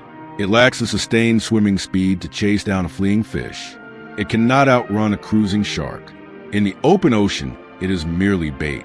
What appears to be a universally dominant, reality-breaking superpower is, in fact, an exquisitely narrow, highly specific niche adaptation. But within that chosen niche, within the dark, mineralized labyrinth of the coral reef, the mantis shrimp is the undisputed master of temporal superiority. It does not outlast its prey. It utterly outpaces them. It compresses a timeline of an entire hunt into a single, microscopic frame of biological time. Prey neural circuits simply require too many milliseconds to process a threat, initiate a muscle contraction, and generate an escape velocity. The shrimp strike occurs entirely inside that window. Reaction becomes physically irrelevant. The reef absorbs the consequences of this violence quietly. The broken, pulverized shells of its victims fall to the seafloor, slowly becoming the substrate for new algae. The fragments contribute to the formation of the sand itself. The nutrients from the consumed prey recycle seamlessly back into the food web. The mantis shrimp, through its daily feeding and its relentless burrow excavation, actively alters the distribution of sediment, inadvertently creating micro-refuges used by dozens of other tiny organisms. Even its violence is a form of ecosystem construction. In the end, the mantis shrimp represents the absolute convergence of absurd precision and absurd violence. It is an animal that has taken the physical materials of its own body and built a loaded gun. It stores energy like a drawn bow beneath brightly colored armor. It peers into the ocean with eyes that perceive spectral frequencies and polarization cues completely beyond the realm of ordinary biological detection. Its neural circuits have stripped away the delay of thought. When it acts, the blow lands before the concept of conflict even registers as a possibility in the mind of the victim. Survival, for the mantis shrimp, is not an extended, exhausting battle of wills. It is an instantaneous, uncompromising resolution. When a shell shatters in the deep recesses of a reef crevice, the sound is incredibly brief, a sharp, almost insignificant pop against the constant, low murmur of the ocean's movement. Yet, contained entirely within that microsecond is the absolute essence of the mantis shrimp's dominance. It sees more, it calculates faster, and it reduces the chaotic, prolonged struggle of survival to a singular, unavoidable event. In a dark, unforgiving world where even a fraction of a second of hesitation invites death, it has turned contact into inevitability and inevitability into mastery. The shell splits along a seam that has existed, invisible and waiting, since the very last time the animal nearly died. Deep in the absolute darkness beneath a submerged boulder, wedged perfectly into a limestone crevice where the ocean currents are reduced to a whisper, a lobster is deliberately forcing its own armor apart. It is backing slowly, agonizingly out of the rigid, calcified casing that had protected it from the grinding teeth of the reef for months, or perhaps even years. It pulls at heavy, muscular claws through joints that seem impossibly narrow, tear away the lining of its own gills and the internal coating of its stomach in the process. For a brief, terrifying, and completely lethal window of time, its body is entirely soft. It is translucent. It is completely unarmed. The massive claws that just yesterday could effortlessly crack the heavy shells of mollusks are now as pliable as wet paper. The thick carapace that routinely deflected the razor-sharp teeth of predatory fish is now rubbery and utterly useless. Every single predator prowling the reef above, from a moray eel threading through the rocks to the nourished shark sweeping the sandy floor, would instantly recognize this specific chemical signature as the ultimate opportunity. A soft-shell lobster is the ocean's equivalent of an unguarded vault. And yet, the lobster executes this terrifying act anyway. It survives by doing the unthinkable. It dismantles itself on purpose. This is not reckless transformation, nor is it a blind evolutionary gamble. It is absolute, uncompromising structural necessity. To understand the lobster, you must understand the terrible paradox of its existence. Its armor is its absolute salvation, but it is also its prison. The lobster's exoskeleton, a marvel of bioengineering composed of layered chitin reinforced heavily with calcium carbonate, does not grow. Once it hardens, it is a mathematically fixed frame wrapped tightly around a living, growing, breathing organism. It is a suit of armor that slowly, inevitably becomes a coffin in order to increase its size, to repair accumulating damage, or to regenerate a limb loss in a violent territorial dispute. The animal must periodically undergo the grueling trial of ectasis, the molt. The process begins long before the shell actually cracks. Subtle hormonal shifts deep within the animal's nervous system trigger the gradual separation of the old, dead shell from the underlying, living epidermis. Specialized enzymes are secreted into this microscopic gap, actively dissolving the inner layers of the old shell. The lobster is literally digesting its own armor from the inside out, meticulously recycling the precious calcium and storing it in specialized internal structures called gastroliths. It hoards the minerals of its past to build the architecture of its future. When the moment arrives, the lobster rapidly absorbs seawater, swelling its soft body beyond the physical capacity of the rigid cage. The internal pressure builds until the carapace cracks open along predetermined sutures. The animal then withdraws, leaving behind a perfectly intact, ghostly replica of itself. What looks to a passing diver like the hollow corpse of a dead crustacean is actually the discarded blueprint of an animal that has chosen to continue. But leaving the shell is only the beginning of the nightmare. Molting is undeniably the most dangerous event in the animal's life because it completely strips away the primary defense mechanism upon which its entire species relies. The soft tissue positively invites predation. Therefore, the animal must retreat deep into the most inaccessible crevices and fortified burrows long before initiating the swelling process. It dramatically reduces its risk of visual and chemical detection. Here, the rocky reef once again becomes a literal extension of the animal's body. The same narrow, claustrophobic tunnels that prevent large predators from entering become the temporary exoskeleton of a vulnerable lobster. The lobster's overall survival strategy is not one of continuous, impenetrable invulnerability. It is a strategy of highly calculated vulnerability, executed in tightly controlled space. When the animal finally emerges hardened and expanded, it brings with it an arsenal that is fundamentally asymmetrical. Look closely at a mature lobster, and you will realize that its two front claws are not identical. One claw is typically massive, bulbous, and heavy. This is the crusher. The other claw is noticeably more slender, lined with sharp, serrated edges. This is a cutter or the pincer. This dramatic asymmetry is an evolutionary masterstroke that perfectly distributes mechanical roles, massively increasing the animal's functional flexibility. The crusher claw is powered by slow-twitch muscle fibers, capable of generating terrifying, sustained hydraulic pressure. It is designed to grip the thick, convex shell of clam or a sea urchin and apply relentless, compounding force until the structural integrity of the prey's armor completely shatters. The cutter claw, entirely oppositely, is packed with fast-twitch muscle fibers. It is incredibly swift, highly tactile, and optimized for precision. It is used to slice through soft tissue, tear away fragments of flesh, and delicately manipulate the food into the lobster's complex mouth parts. The lobster is essentially carrying a sledgehammer in one hand and a scalpel in the other. But what happens when this perfectly balanced machinery is broken? The reef floor is a battlefield. Between the relentless abrasion of the waves grinding shells against rock, the probing jaws of predators, and the vicious, hyper-aggressive territorial battles fought with rival lobsters, severe damage is inevitable. Limbs are crushed. Claws are ripped away entirely. In the vertebrate world, the loss of a major limb is a permanent, catastrophic reduction in fitness. In the world of the lobster, it is simply a temporary setback scheduled for correction at the next molt. If the massive crushing claw is lost to a hungry cod or surrendered in a territorial fight, the regeneration sequence begins almost immediately beneath the scar tissue. At the next molt, a replacement claw emerges. It is small at first, almost comically disproportionate, but it is fully functional. With each subsequent shedding cycle, the claw grows incrementally larger, rushing to catch up with the rest of the body. Over time, in a display of profound developmental plasticity, the surviving cutter claw may even transition and slowly transform its musculature and shape to become the new crusher, while the regenerating nub takes over the role of the cutter.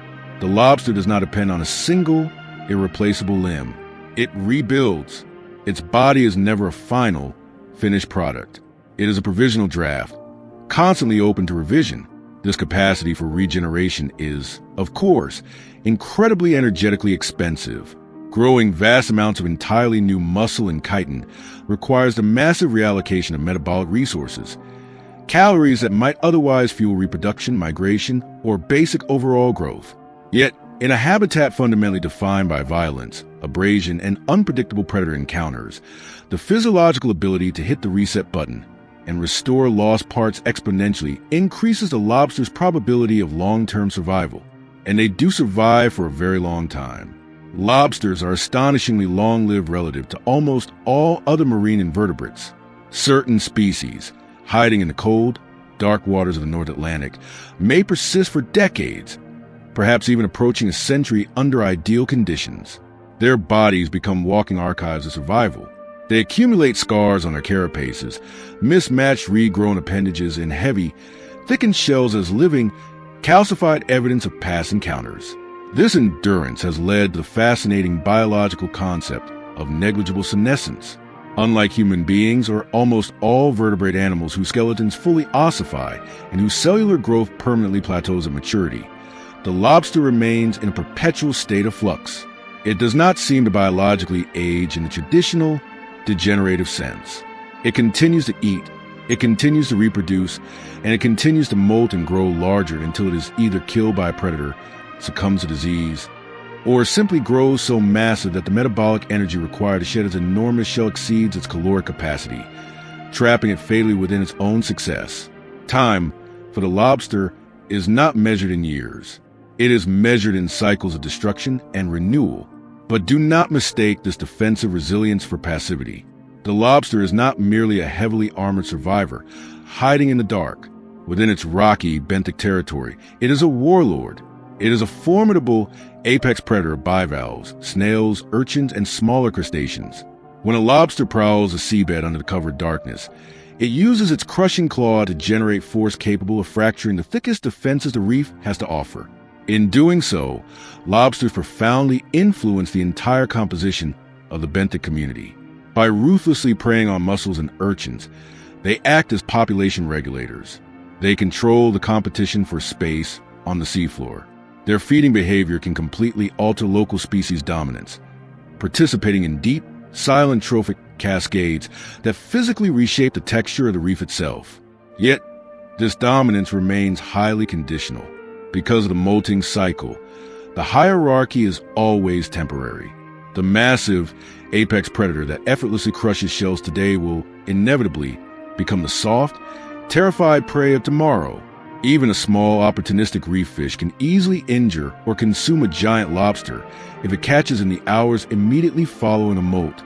The predator is forced to become the prey through sheer physiological necessity. This violent inversion underscores a fundamental, unyielding truth of the lobster's cyclical survival. The exact same mechanism that enables its growth absolutely enforces its humility. Supreme strength alternates continuously with absolute fragility. To navigate this dangerous, oscillating existence, the lobster relies on a sensory world entirely alien to our own. It is a creature of the dark, and therefore, it navigates primarily through intensely sophisticated chemical cues rather than vision. Its compound eyes are highly sensitive to motion and contrast, excellent for detecting the shadow of a descending predator, but they are relatively poor at resolving sharp, detailed images. Instead, the lobster truly sees the world through its antennae. The long, sweeping primary antennae and the smaller, bifurcated antennules continuously flick and whip through the water column. They are sampling dissolved molecules, tasting the ocean in 3 dimensions. They detect the incredibly faint, drifting chemical plumes that reveal the presence of a crushed clam miles away, the specific pheromones of a receptive mate, or the terrifying metallic scent of a predatory fish's urine. In the dim, chaotic complexity of the rocky substrates, scent is the absolute map, and scent is the early warning system. Even their ferocious territorial disputes are heavily mediated by this chemical reality. When 2 massive males encounter one another at the edge of a prime burrow, they do not immediately resort to lethal, shell-crushing violence. Conflict is metabolically expensive, and the risk of catastrophic injury is too high. Instead, they engage in highly ritualized antennal fencing. They stand tall on their walking legs, extending their massive claws outward in display of structural threat, and they whip their antennae against one another while actively pumping aggressive chemical signals from specialized glands near their faces. They are yelling at each other in the language of chemistry. Only if the opponent refuses to back down based on scent and posture does the encounter escalate to physical grappling. The sheer strength of the crushing claw is held in reserve, saved only for most decisive, unavoidable encounters. The nervous system that coordinates this complex behavioral calculus completely defies vertebrate design. The lobster lacks a centralized brain housed in a skull. Instead, its nervous system is decentralized, consisting of a series of ganglia, clusters of nerve tissue, distributed evenly along the ventral nerve cord running the length of its body. Yet, despite lacking a traditional brain, lobsters exhibit remarkable capacities for learning and memory. They can perfectly recognize the unique chemical signatures of individual rivals they have fought in the past, adjusting their aggression based on memories of previous victories or defeats. They memorize the complex, 3-dimensional microtopography of their local reef, learning complex routes through the rocks to find food and perfectly navigating back to their chosen shelters in pitch blackness. When trapped by a predator, this nervous system executes the ultimate strategic sacrifice, autotomy. If a moray eel violently seizes a lobster by the claw, the lobster does not engage in a futile tug-of-war that it will inevitably lose. Instead, it fires a highly specific neural command to a predetermined fracture plane at the base of the captured limb. A specialized muscle violently contracts, instantly severing the appendage and simultaneously sealing off the blood vessels to prevent bleeding to death. The lobster leaves its perfectly good, heavily armored arm in the jaws of the predator and utilizes a massive, explosive contraction of its tail to jet backward into the safety of a crevice. It sacrifices the part to save the whole. This incredible biological trick mirrors the philosophy of the molt itself. Survival through selective, calculated surrender. The world the lobster inhabits is a world of constant, grinding pressure. The ocean is not gentle. The reef floor is a battlefield of relentless abrasion. The water grows colder, slowing their metabolic rates and stretching the intervals between molts, leaving them trapped in battered shells for longer periods. Human exploitation has introduced an entirely new, devastating variable. We target them precisely because of their impressive size and the sweet, dense muscle they generate to power their regenerative lives. Our baited traps exploit their natural scavenging instincts and their deep-seated territorial drive to investigate new structures on the seafloor. Yet, even heavily exploited populations demonstrate wild, compensatory dynamics. When the largest, most dominant individuals are removed from the ecosystem by fisheries, the surviving, smaller lobsters suddenly face vastly reduced competition for food and premium shelter. They eat more, they molt faster, and they rapidly grow to fill a vacuum left by their predecessors. The species attempts to out-reproduce and outgrow the destruction visited upon it.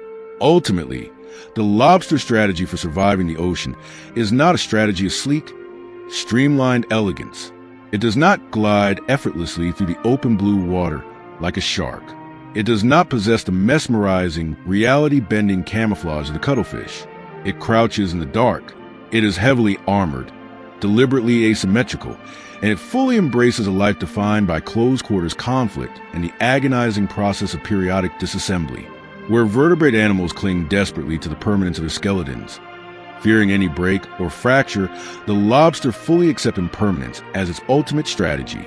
It survives because it is willing to break itself. When you look down at the seabed and see the hollowed, abandoned shell of a massive lobster drifting lazily in the current, it looks like a casualty. It appears to be the tragic end of a life. But in truth, it is the exact opposite.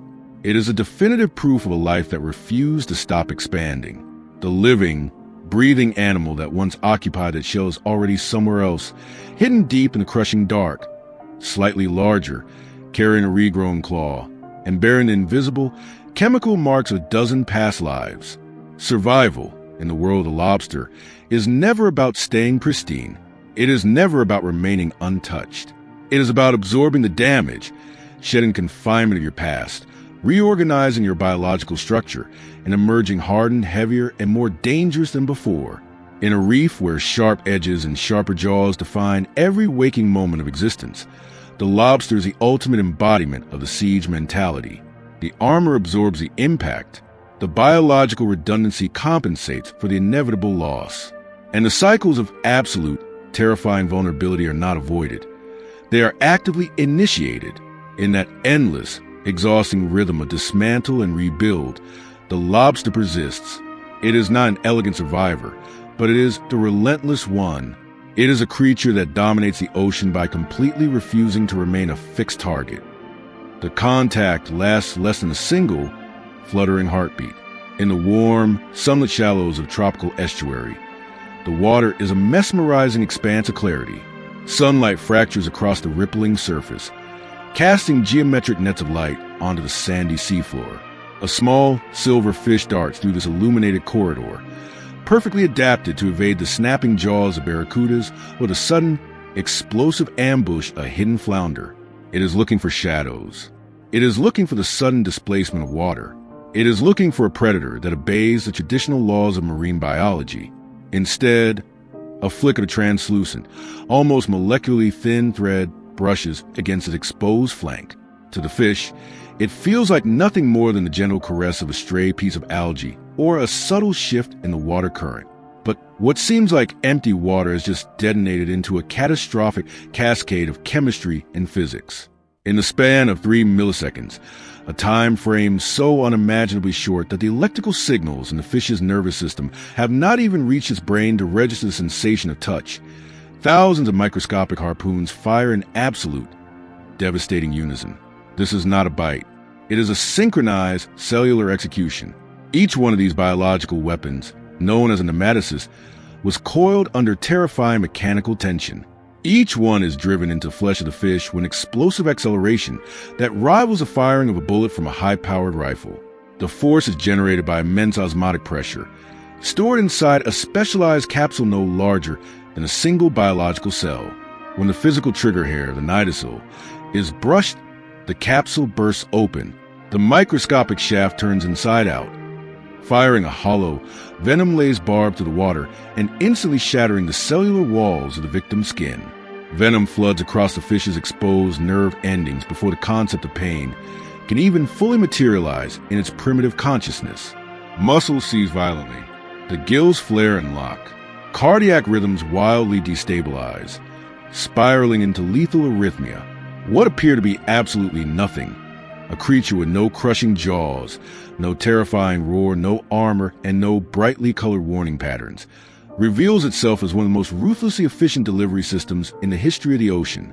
The box jellyfish does not ambush with blinding speed. It does not overpower with crushing muscle. It ambushes with pure mathematical inevitability. By the time it is perceived, its biology has already crossed the boundary into yours, and the equation of your survival has been permanently reduced to zero. The immediate paradox of this animal is profound. Look at it drifting in the water column. It is a gelatinous, translucent bell composed of 95% water. In the violently competitive ecosystem of the warm coastal seas, mangroves, and tropical estuaries, a creature this delicate should be evolutionary debris. It is agonizingly fragile. It can be shredded by a passing wave, torn apart by coral, or outcompete by thousands of heavily armored, muscle-bound fish. Logic dictates it should not exist. Instead, the box jellyfish does not just exist. It fundamentally rules the shallows. Predation pressure in these waters is intense, and the competition for calories is relentless. Yet, the survival of the box jellyfish is not built on physical durability. It is built on uncompromising, microscopic precision. The bell of the jellyfish is not a passive, drifting float waiting for the ocean currents to dictate its destiny. It is a highly engineered propulsion engine. Unlike many true jellyfish, the scyphozoans, which drift largely at the mercy of the tides, the box jellyfish, or cubozoan, is a remarkably active swimmer.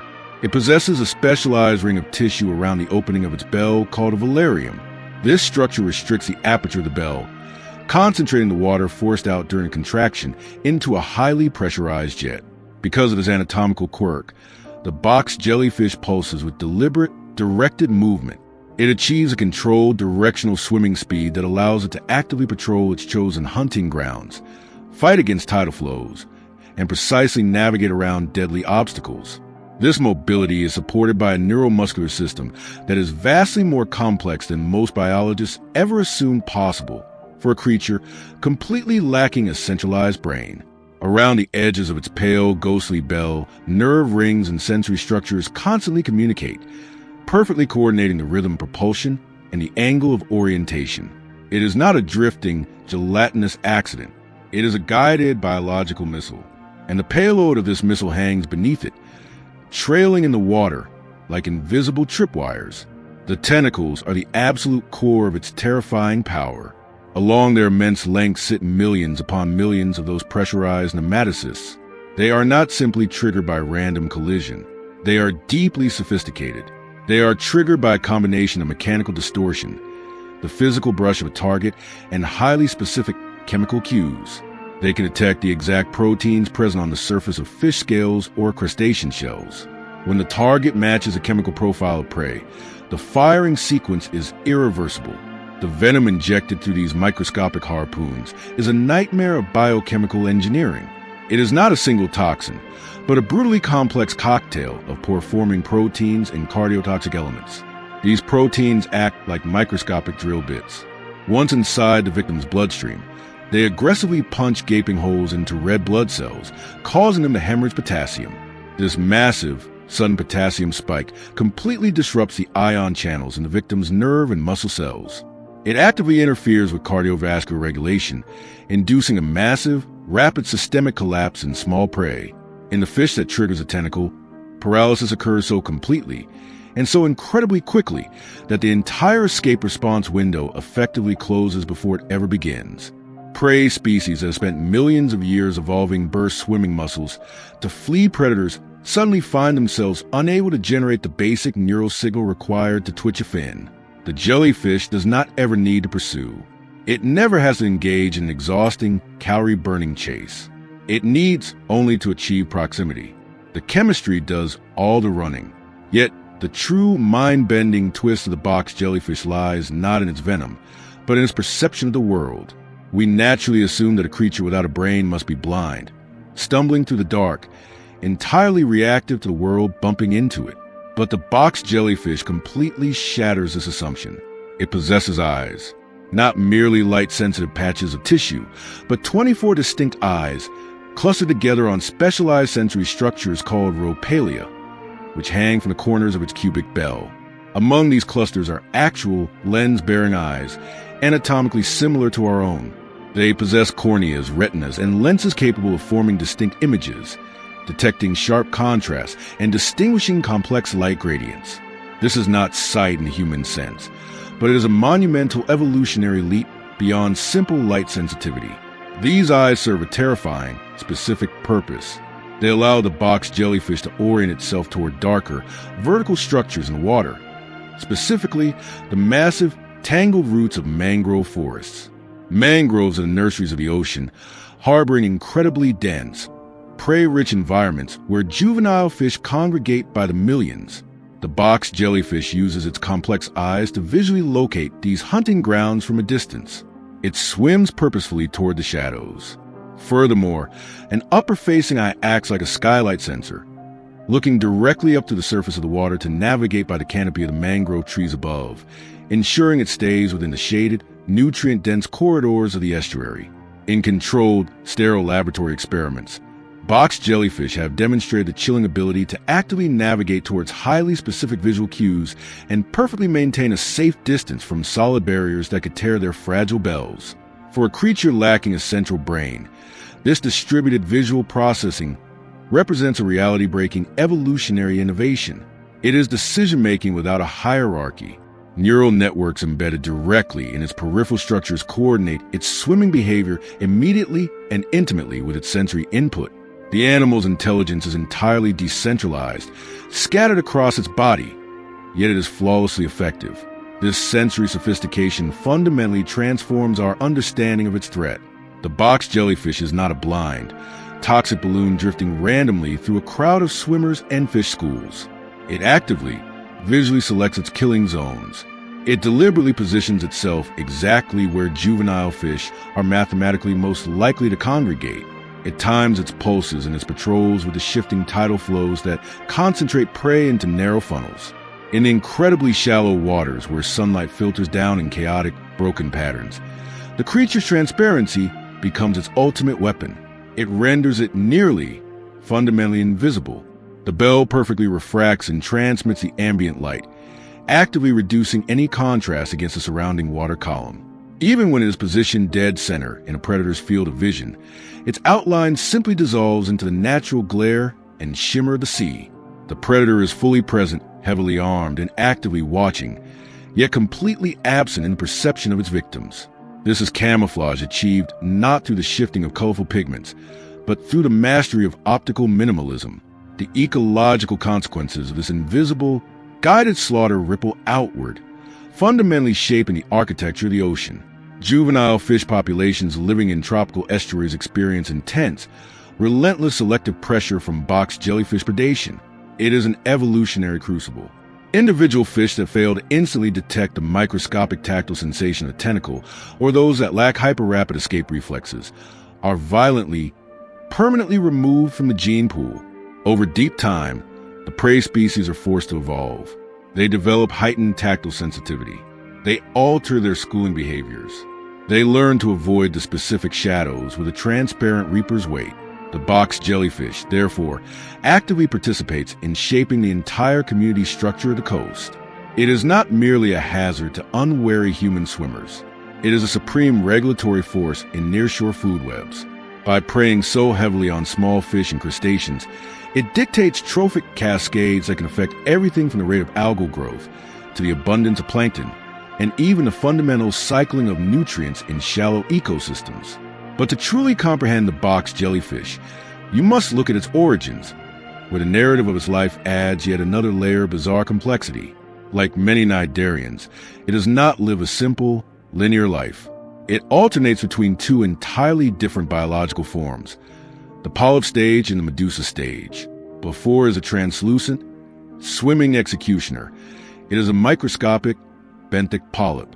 It looks like a tiny, harmless sea anemone, permanently attached to the dark underside of submerged rock or a piece of dead coral deep on the seafloor.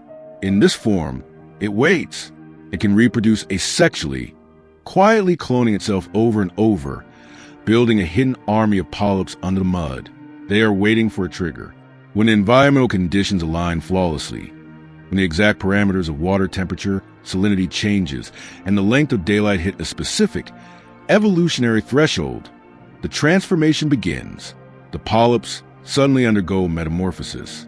They bud off, transforming into tiny, free-swimming juvenile jellyfish, known as medusae, which pulse upward toward the light.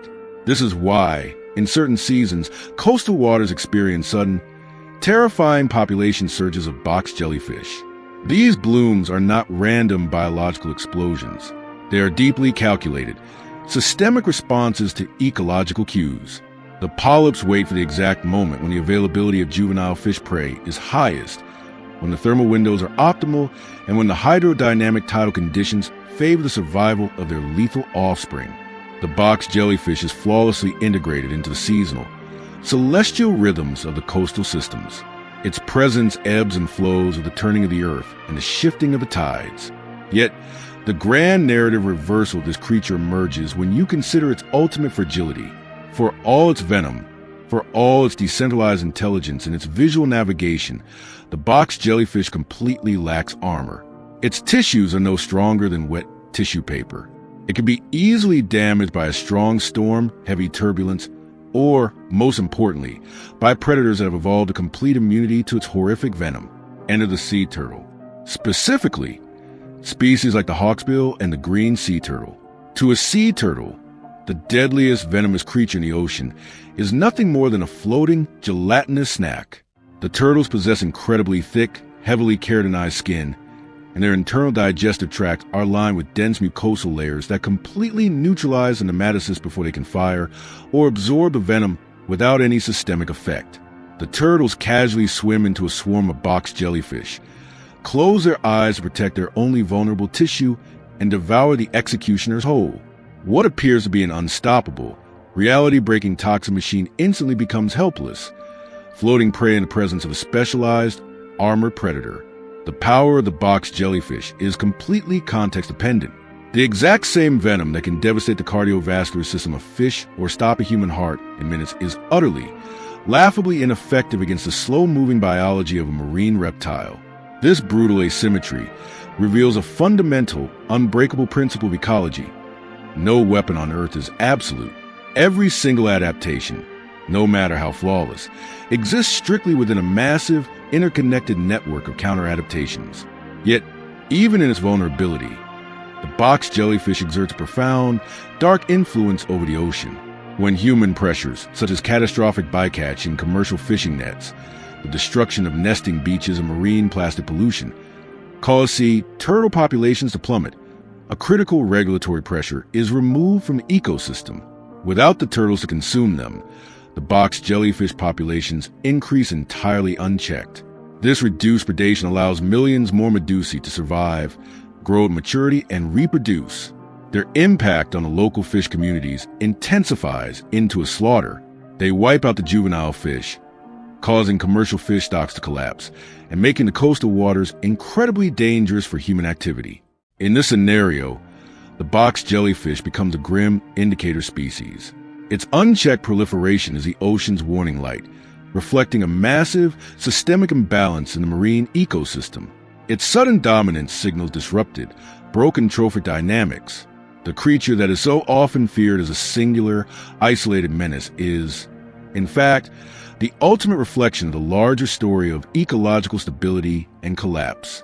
When a box jellyfish finally feeds, the efficiency defines every single step of the process. Unlike a shark that must forcefully subdue struggling, thrashing prey, expending massive amounts of calories in the fight, the box jellyfish mobilizes its target first, and then simply reels it in.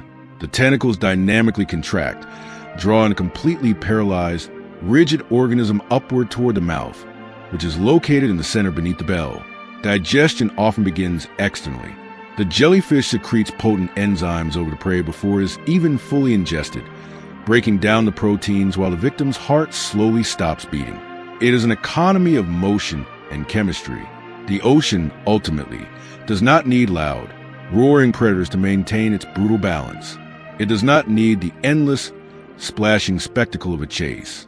It only needs mechanisms that enforce absolute consequences for contact. The box jellyfish flawlessly exemplifies this dark principle. It completely transforms the simple, accidental act of touching into a high-stakes, fatal gamble. Unlike the sharks that patrol the reefs, relying on their visible, imposing silhouettes and the sheer terror of their pursuit, this translucent organism relies entirely on absence and inevitability. It does not advertise its presence with bright, warning colors. It does not actively chase. It simply waits, pulsing slowly within the medium that sustains all marine life. The water itself becomes both its perfect concealment and its flawless delivery system. In the shallow, tropical waters near the edge of the mangroves, the sunlight fractures across the surface. Swimmers and passing fish may look around and perceive only the comforting warmth and the absolute clarity of the sea.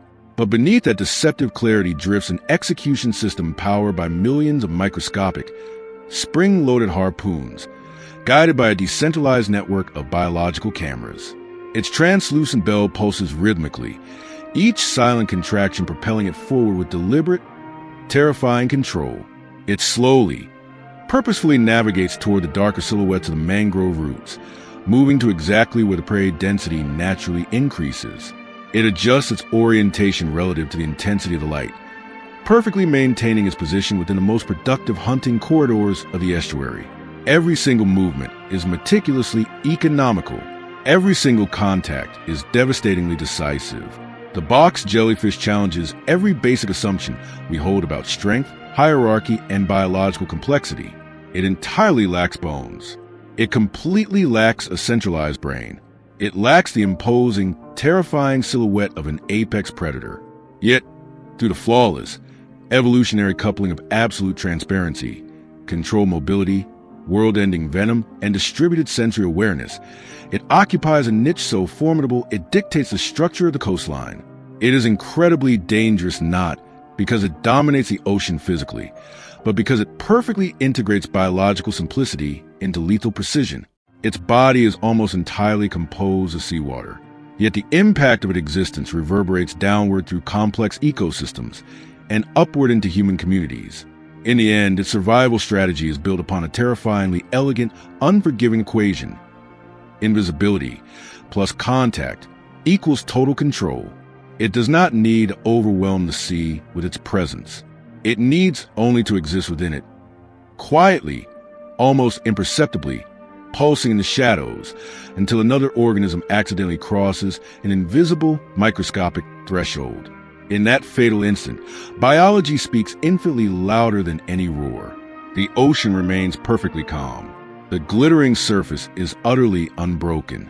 And somewhere below, a translucent bell continues to pulse, carrying within its fragile tissue one of the most efficient, uncompromising defense and feeding systems ever evolved on this planet. It is the ultimate, silent proof that in the marine world, extreme fragility and absolute devastation can comfortably occupy the exact same body. The sand is still warm from the oppressive baking heat of the day when the surface of the dunes suddenly erupts in trembling, chaotic motion. Dozens of palm-sized bodies begin to scramble frantically upward, fighting against gravity and the shifting collapse of the nest. They fling grains of sand behind them, a desperate, collective excavation, as the terrible reality of their existence begins the moment they break the surface. Above them, the darkening sky is not empty. Frigate birds wheel in tight, anticipatory circles, waiting for the feast of dawn. Below them, ghost crabs emerge from their burrows, their pincers snapping in the twilight, waiting in perfectly spaced ambushes. The hatchling green sea turtles have not yet touched the water, and already the absolute, unforgiving mathematics of survival is brutally arrayed against them. Nearly everything on this beach that possesses eyes and an appetite wants them completely gone. Statistically, this is a massacre. And yet, this frantic, terrifying dash across a few meters of exposed beach is not an act of blind recklessness. It is not panic. It is the highly calculated opening move of a biological strategy that will unfold across entire ocean basins, spanning decades of memory and traversing the invisible architecture of the planet itself. The first sprint is governed by a deeply ingrained, instinctual orientation to the brightest horizon. Historically, for millions of years, This is a pure, undisturbed reflection of the moon sitting heavily on the open water. The hatchlings possess specialized photoreceptors perfectly tuned to this exact contrast, guiding them toward the glowing surf. But as they push their tiny flippers through the abrasive sand, something far more profound is occurring within their developing brains. They are actively imprinting. They are downloading the unique chemical composition of the sand and, crucially, locking onto the exact magnetic signature of their natal beach. This imprint is not a fleeting memory. It is a permanent neurological coordinate, burned deeply into neural circuits that will lay dormant for decades.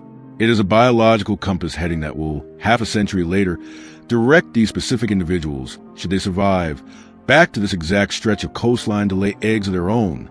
The run to the sea is a gauntlet of death. Yes, but it is primarily a calibration. The coastline becomes a permanent reference point in a planetary map the turtle will carry internally for the rest of its life. Once they finally hit the surf and are violently submerged by the breaking waves, the hatchlings enter what marine biologists chillingly refer to as the lost years. This is a vast, pelagic phase in which they vanish into the open ocean, drifting and swimming within the massive, spiraling currents of oceanic gyres. They are carried into the absolute void of the deep blue. Here, their survival depends entirely on finding floating, golden continents of sargassum algae. These massive, drifting mats provide the only shelter in a three-dimensional desert. They offer a physical barrier against the cruising predators of the open ocean and stabilize the temperature of the water around them. In this phase, the tiny turtles are highly opportunistic omnivores. They feed aggressively on whatever the currents bring them: jellyfish, tiny invertebrates, and planktonic organisms. Their metabolism is entirely adjusted for rapid growth under wildly variable, unpredictable conditions. Slowly, the carapace, composed of dense bone overlaid with thick, keratinous guts, begins to harden. The terrifying fragility of the hatchling transforms into the armor defense of the juvenile. But armor alone does not secure survival in an ocean this vast. The true defense of the lost years is the principle of massive global dispersal. By spreading across vast pelagic zones, scattered by currents across thousands of miles of water, the cohort completely avoids a risk of catastrophic loss from localized predation or a single environmental disaster. They dilute the risk geographically. The ocean cannot kill them all if they are everywhere at once. As these juveniles finally mature, growing into formidable, heavily armored animals, they undertake a profound ecological transition. They leave the endless drift of the open ocean and actively seek out shallow, coastal habitats, specifically sprawling, sunlit seagrass meadows and vast algal flats. This ecological switching is not merely a change in scenery. It reflects a complete, fundamental metabolic shift. The opportunistic omnivore of the open sea transforms into a dedicated, grazing herbivore. Look at the skull of an adult green sea turtle. Its jaw structure and its sharply serrated beak are no longer designed to catch fleeing prey. They are flawlessly adapted for cropping tough seagrass blades extremely close to the sandy substrate. When you watch a green sea turtle feeding in a meadow, you are not just watching an animal eat. You are watching a master gardener completely terraform its environment. By grazing repeatedly and systematically over the same patches of seagrass, they prevent the blades from growing too old, suffocating themselves, and rotting. The turtle's cropping actually stimulates explosive new, healthy growth, massively increasing the overall biological productivity of the entire meadow. This creates a brilliant, planet-sustaining trophic feedback loop. Healthy, turtle-grazed seagrass beds support incredibly diverse communities of juvenile fish and invertebrates. The deep roots of the grazed grass stabilize the coastal sediments, preventing massive erosion during hurricanes. And perhaps most importantly, these vibrant meadows sequester millions of tons of carbon from the atmosphere, burying it deep in the sediment. The turtle is not merely a consumer drifting through a habitat. It is an apex ecosystem engineer. What appears to a diver as an agonizingly slow, lazy afternoon of feeding is actually the critical maintenance of global coastal resilience. To survive exclusively on a diet of fibrous, low-calorie plant matter, the turtle must achieve a level of metabolic efficiency that defies the frantic energy of the surrounding reef. The digestive system of the green sea turtle is incredibly elongated, packed with highly specialized microbial communities that act as a massive internal fermentation chamber, slowly breaking down the tough cellulose and extracting every possible fraction of a nutrient. Because their fuel source is so low in energy, the turtles exhibit a lifestyle of profound, calculated conservation. They do not sprint unless absolutely necessary. They maintain incredibly slow, rhythmic cruising speeds. Their lungs are positioned dorsally, high up against the inside of their carapace, which allows them flawless buoyancy control without requiring the constant, energy-draining fin movements of a shark or a tuna. A resting turtle can simply hover, perfectly neutrally buoyant in the water column, conserving vital oxygen and drastically reducing the acoustic and pressure signatures that would normally betray its presence to predators. In the world of the green sea turtle, efficiency completely replaces aggression as the ultimate survival principle, but predation is still a brutal reality. The seagrass beds are routinely patrolled by massive tiger sharks, predators specifically equipped with heavy, saw-like teeth designed to shear straight through a turtle's shell. Many adult turtles bear the terrifying, jagged scars of these encounters. While the hard shell deflects many glancing attacks, it is not impenetrable. The turtle's primary defense against a tiger shark does not lie in its armor, but in constant vigilance and flawless spatial awareness. Their wide-set eyes provide an incredibly broad, almost panoramic field of vision. Furthermore, they are acutely sensitive to the subtle, low-frequency pressure changes in the water that precede the sudden rush of a massive body.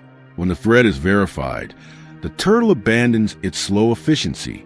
A single, violently powerful downstroke of its massive front flippers propels a heavy animal instantly into deeper water. The hydrodynamic shaping of its carapace, curved and smoothed by millions of years of fluid dynamics, massively reduces drag, enabling the turtle to sustain this rapid travel over surprisingly long distances. When forced to run, it does not rely on a short, frantic burst of speed that will quickly exhaust its oxygen. It relies on relentless endurance. It outlasts the shark's anaerobic threshold. The most astonishing ecological twist of this animal, however, emerges when you witness the phenomenon of natal homing. After spending 20, 30, or sometimes 40 years continuously at sea, migrating across thousands of miles of open water, an adult female will suddenly undertake an impossible journey. She will cross international borders, navigate to the trackless, featureless void of the deep pelagic ocean, and return to the exact, specific beach where she was born half a century earlier. The mechanism behind this navigation is so sophisticated it borders on science fiction. The Earth's magnetic field is not uniform. It varies predictably in its intensity and its inclination angle across every line of latitude and longitude, creating an invisible global grid.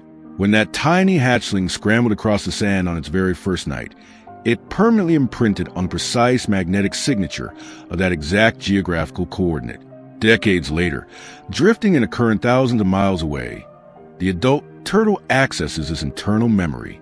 Her internal magnetoreceptors detect the subtle variations in the Earth's magnetic field, and she begins to swim. She reads this invisible planetary map as confidently and perfectly as a migrating bird reads the stars. The ocean, which seems boundless, chaotic, and entirely undifferentiated to human eyes, is in fact heavily layered with invisible mathematical coordinates. This capacity fundamentally reframes our entire perception of the turtle's slowness. When you see a green sea turtle cruising steadily across the open water, it is not wandering. It is not lost.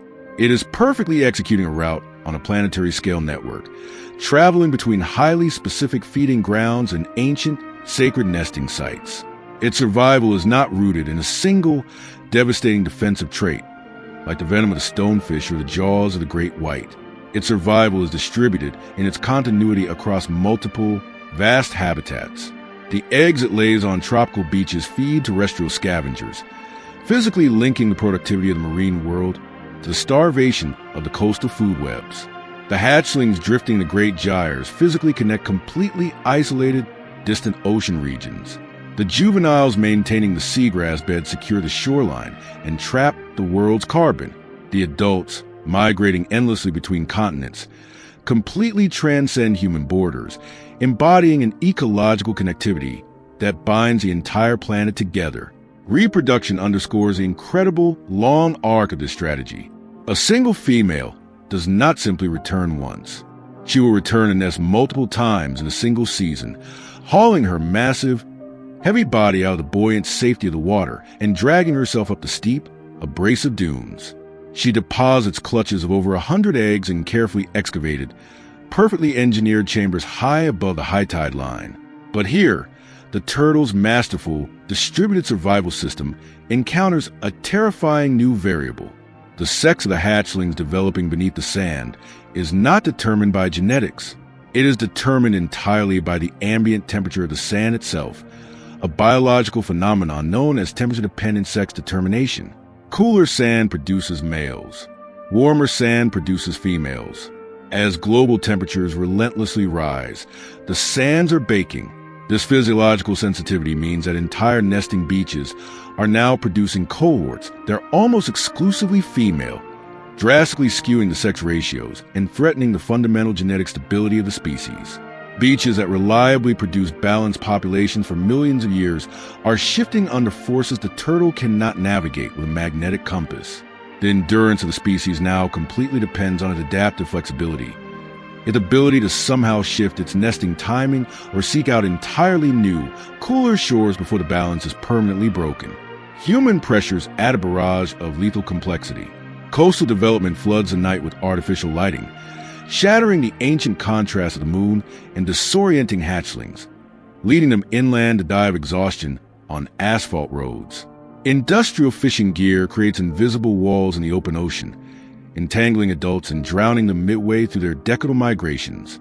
Yet, true conservation efforts have proven that when we simply step back and protect the nodes of this network, when we darken the beaches, regulate the nets, and allow the seagrass to grow, the turtle strategy works exactly as it was designed to. Because their survival is spread so vastly across decades of time and millions of square miles of space, a positive intervention at any single point in the network can send ripples of life to the entire global population. The strategy is resilient precisely because it refuses to put all its biological capital into a single habitat. The reversal of our understanding is profound. What initially seems like a suite of tragic vulnerabilities, the agonizingly slow growth, the incredibly delayed maturity, the desperate dependence on highly specific, fragile nesting beaches, is in fact the ultimate form of evolutionary investment.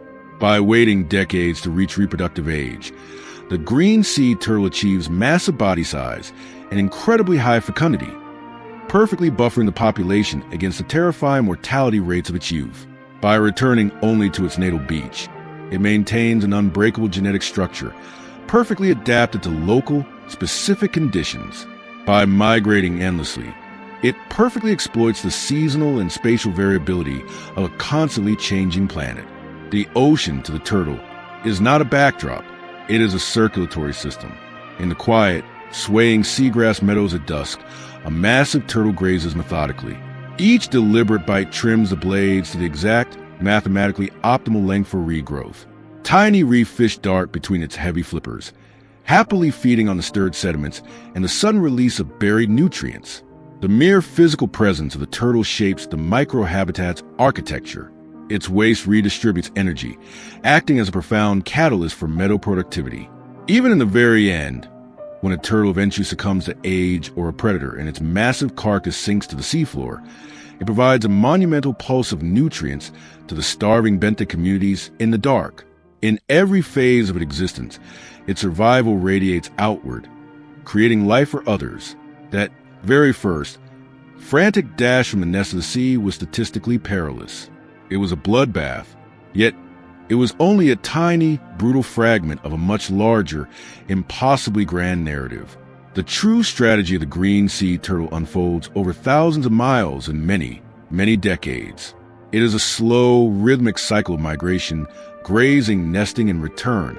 The green sea turtle survives not by aggressively dominating a single, localized battlefield, but by patiently, methodically weaving together multiple, massive ecosystems into one coherent, unbroken life path. Its heavy, armored body is perfectly tuned to endurance. Its mind is an unparalleled instrument of planetary navigation. Its behavior is the very definition of connectivity. When a massive female finally hauls herself ashore beneath a star-swept sky, heaving her lungs against a gravity she has not felt in years, she does so decades after her own terrifying emergence. She carries within her neural compass the absolute, flawless memory of a beach she has not laid eyes on since she was the size of a leaf. She slowly, meticulously excavates the sand with precision, deposits the next generation of the ocean's engineers, and carefully covers the chamber before turning back to the surf. The sea receives her again, taking her weight, exactly as it has many times before. Survival, here, is not an explosive, violent spectacle. It is an act of absolute fidelity. It is a promise made to a map written in magnetism and memory, traced across the widest oceans on Earth, and sustained entirely by the power of deep, unbreakable patience. The sand ripples once, and a tiny crab hesitates. It stops its scuttling and presses itself flat against the seafloor, not because it has seen a predator, but because its primitive nervous system senses that something about the geometry of the seabed is fundamentally wrong. Yet, as it scans the terrain, it sees absolutely nothing. The patch of ocean floor ahead seems perfectly stable. It is granular, heavily textured, and sunlit in uneven, shifting bands. It is just sand, stone, and the gentle sway of the current. And then the sand stands up, a pair of alien pupils, shaped perfectly like fluid, undulating W's, slowly open within what had appeared to be solid geology. The cuttlefish has not lunged. It has not struck. It has simply chosen to withdraw its invisibility. And in that single silent act, it has already completely altered the outcome of the encounter. Before a single muscle violently contracts, before the hidden tentacles fire outward, perception itself has been rearranged. To look at the skin of a cuttlefish is to look at the most advanced optical engineering on the planet. Camouflage, for most of the animal kingdom, is cosmetic. It is a static paint job. A tiger has stripes. A flounder is mottled. They rely on blending into a specific, matching background. But the cuttlefish does not rely on a fixed pattern. Its camouflage is entirely dynamic. It is neurological architecture expressed outward in real time. Beneath the seemingly smooth surface of its skin lie millions of specialized structures called chromatophores. These are not simply pigment cells. They are tiny, elastic sacs filled with vibrant dyes, and every single one is ringed by a complex array of radial muscles. These muscles are wired directly into the animal's incredibly massive brain. When a neural command fires, the muscles violently contract, pulling the sac wide open to display a disc of color, or relaxing to shrink it down to an invisible dot. But it does not stop at color.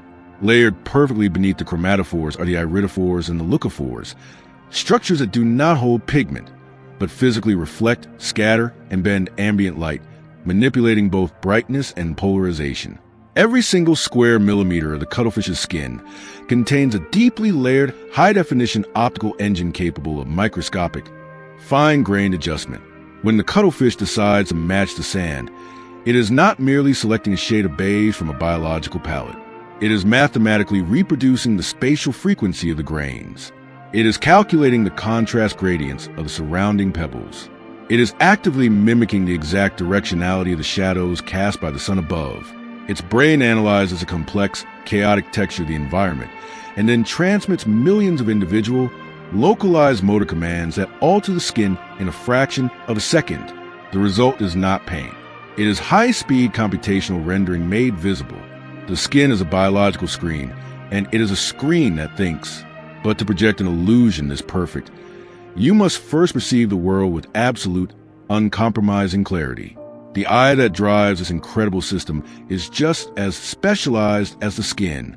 The W-shaped pupil is an evolutionary masterstroke designed to optimize contrast detection in the horizontal plane, the exact plane where predators patrol and prey attempt to hide. Furthermore, the cuttlefish retina is heavily engineered to detect polarized light. To us, the glare of the sun on the water obscures what lies beneath. To the cuttlefish, polarization strips away the glare, revealing the hidden, reflective edges of translucent prey trying to vanish against the chaotic reef background. It is widely believed that cuttlefish are essentially colorblind in the way vertebrates understand color. Yet, they possess a workaround so brilliant it borders on science fiction: chromatic aberration. They rapidly shift the focus of their lenses, separating the wavelengths of light, essentially calculating color through blur and distance. By processing the world through spatial contrast, polarization, and frequency, they harvest environmental data at a resolution we cannot even imagine, converting that data instantly into physiological transformation. Our initial assumption is that this miraculous disappearing act is purely defensive. It is a way for a soft, fleshy animal to evade the crushing jaws of a shark or the swift, brutal strike of a dolphin. And indeed, when threatened from above, the cuttlefish can instantly flatten its body, align its arms, and transform into a drifting, rotting scrap of detritus, its patterns dissolving perfectly into mottled stillness. But camouflage is not merely passive concealment.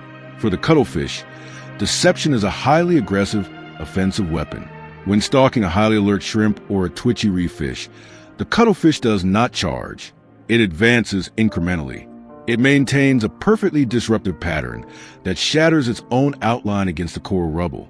As the distance slowly closes, the cuttlefish deploys a psychological weapon known as the passing cloud. It sends thick, mesmerizing waves of dark and light pigment rippling rapidly down the entire length of its body, over and over again.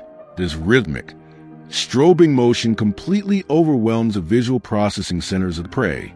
The shrimp's highly evolved motion detection algorithms simply crash.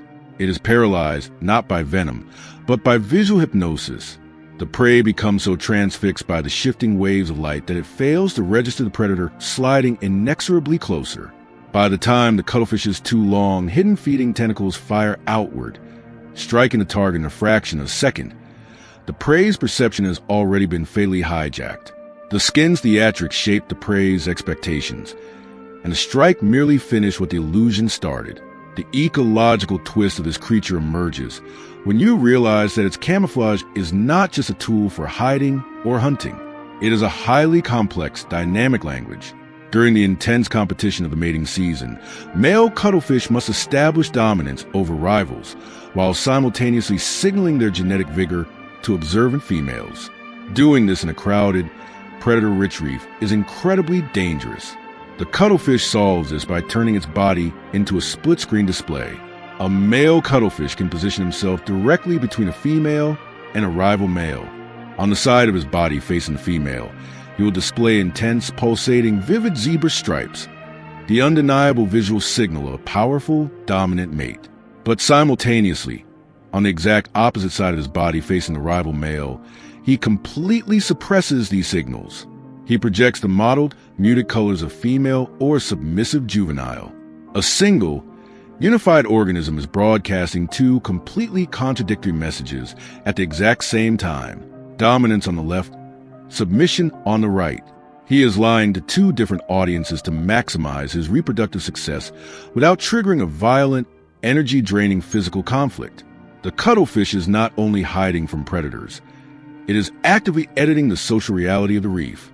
Its skin is a localized broadcast network, transmitting encoded information about readiness, aggression, identity, and deceit.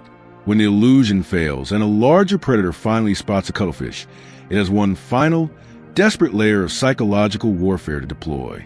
It does not immediately flee. Instead, it engages in a dramatic display.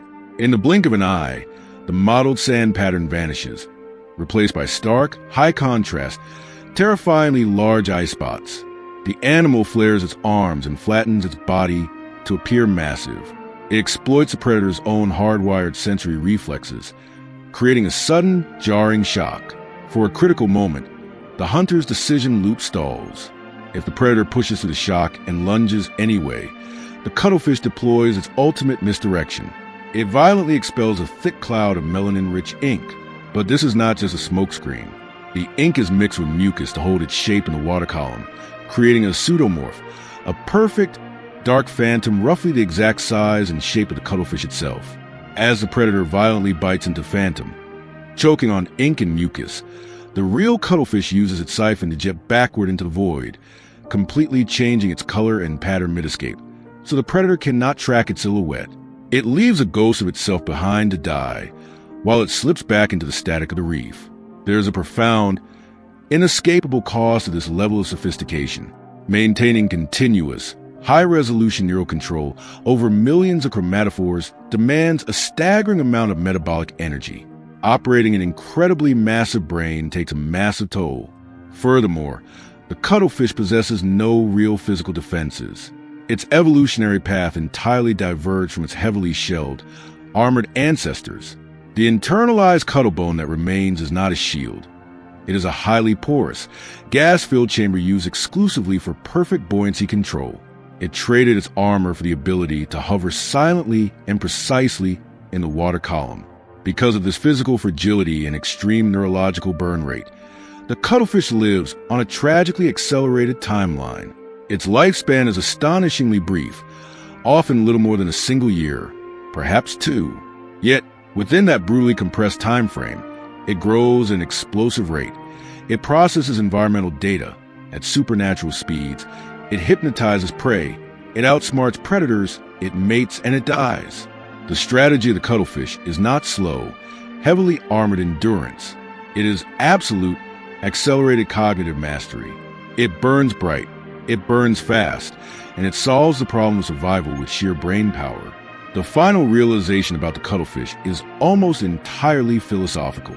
When we think of camouflage, we imagine absence. We imagine an animal desperately retreating from attention, trying to become nothing. But in the cuttlefish, camouflage is not an act of submission. It is the ultimate act of dominance over perception. It does not merely avoid being seen. It strictly dictates the terms of seeing. The ocean is incredibly crowded with eyes. Sharks are constantly scanning for a silhouette. Crustaceans are alert to the slightest shifting shadow. Rivals are endlessly interpreting pattern and color. In an environment saturated with biological surveillance, the ability to alter visual meaning on demand is exactly equivalent to altering reality itself. Survival is negotiated not through biting force, not through thick shells, and not through raw speed. It is negotiated through the relentless hacking of interpretation.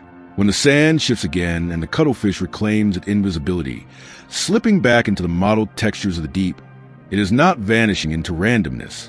It is actively restoring the illusion of continuity. The tiny crab resumes its frantic search, entirely unaware that the scene it is navigating has been deliberately curated. The massive predator that glides silently overhead reads only the substrate in the shadows, blind to the genius resting in plain sight. The cuttlefish remains, hovering just millimeters above the seafloor, breathing softly through rhythmic, pulsing mantle contractions. Its skin is quiet, but it is loaded. It is ready. Deep within its layered, elastic tissues lies a vast, impossible library of patterns, each one capable of instantly rewriting the moment. In an ocean defined by scattered light, refracted beams, and the constant threat of being noticed, this animal endures by mastering the physics of optics. It has transformed its very skin into a strategy, its pigment into violent persuasion, and its texture into the ultimate survival tactic. The cuttlefish survives because it does not fight the watcher. It simply, effortlessly, and completely reshapes what the watcher believes to be true. The sand erupts before the predator even realizes it has made a fatal miscalculation. A shadow streaks low and fast over the shallow seabed. It is a visual hunter, perhaps a large snapper or a cruising trevally, its brain calculating the trajectory of an incredibly easy meal. Below it, entirely exposed on the barren, featureless substrate, is a soft-bodied cephalopod. It is drifting carelessly. It possesses no heavy shell, no protective spines, and no apparent burst speed. In the brutal mathematics of the ocean, it is nothing more than vulnerable, naked protein waiting to be consumed. The predator commits to the dive, its jaws half open, ready to claim the caloric prize. But the prey does not flee. It does not ink. It does not panic. Instead, it fractures. In a fraction of a second, its entire body splits and reorganizes. The soft, rounded form violently elongates. Its limbs stiffen, contorting into precise, alternating bands of stark black and pale white. The bulk of the animal's body suddenly burrows violently beneath the sand, disappearing from view, while two incredibly long arms remain above, undulating in perfect serpentine arcs. In less than a single heartbeat, pure vulnerability is transformed into lethal toxicity. The hunter, wired by millions of years of evolutionary memory to recoil from the unmistakable silhouette of a highly venomous banded sea snake, violently veers away.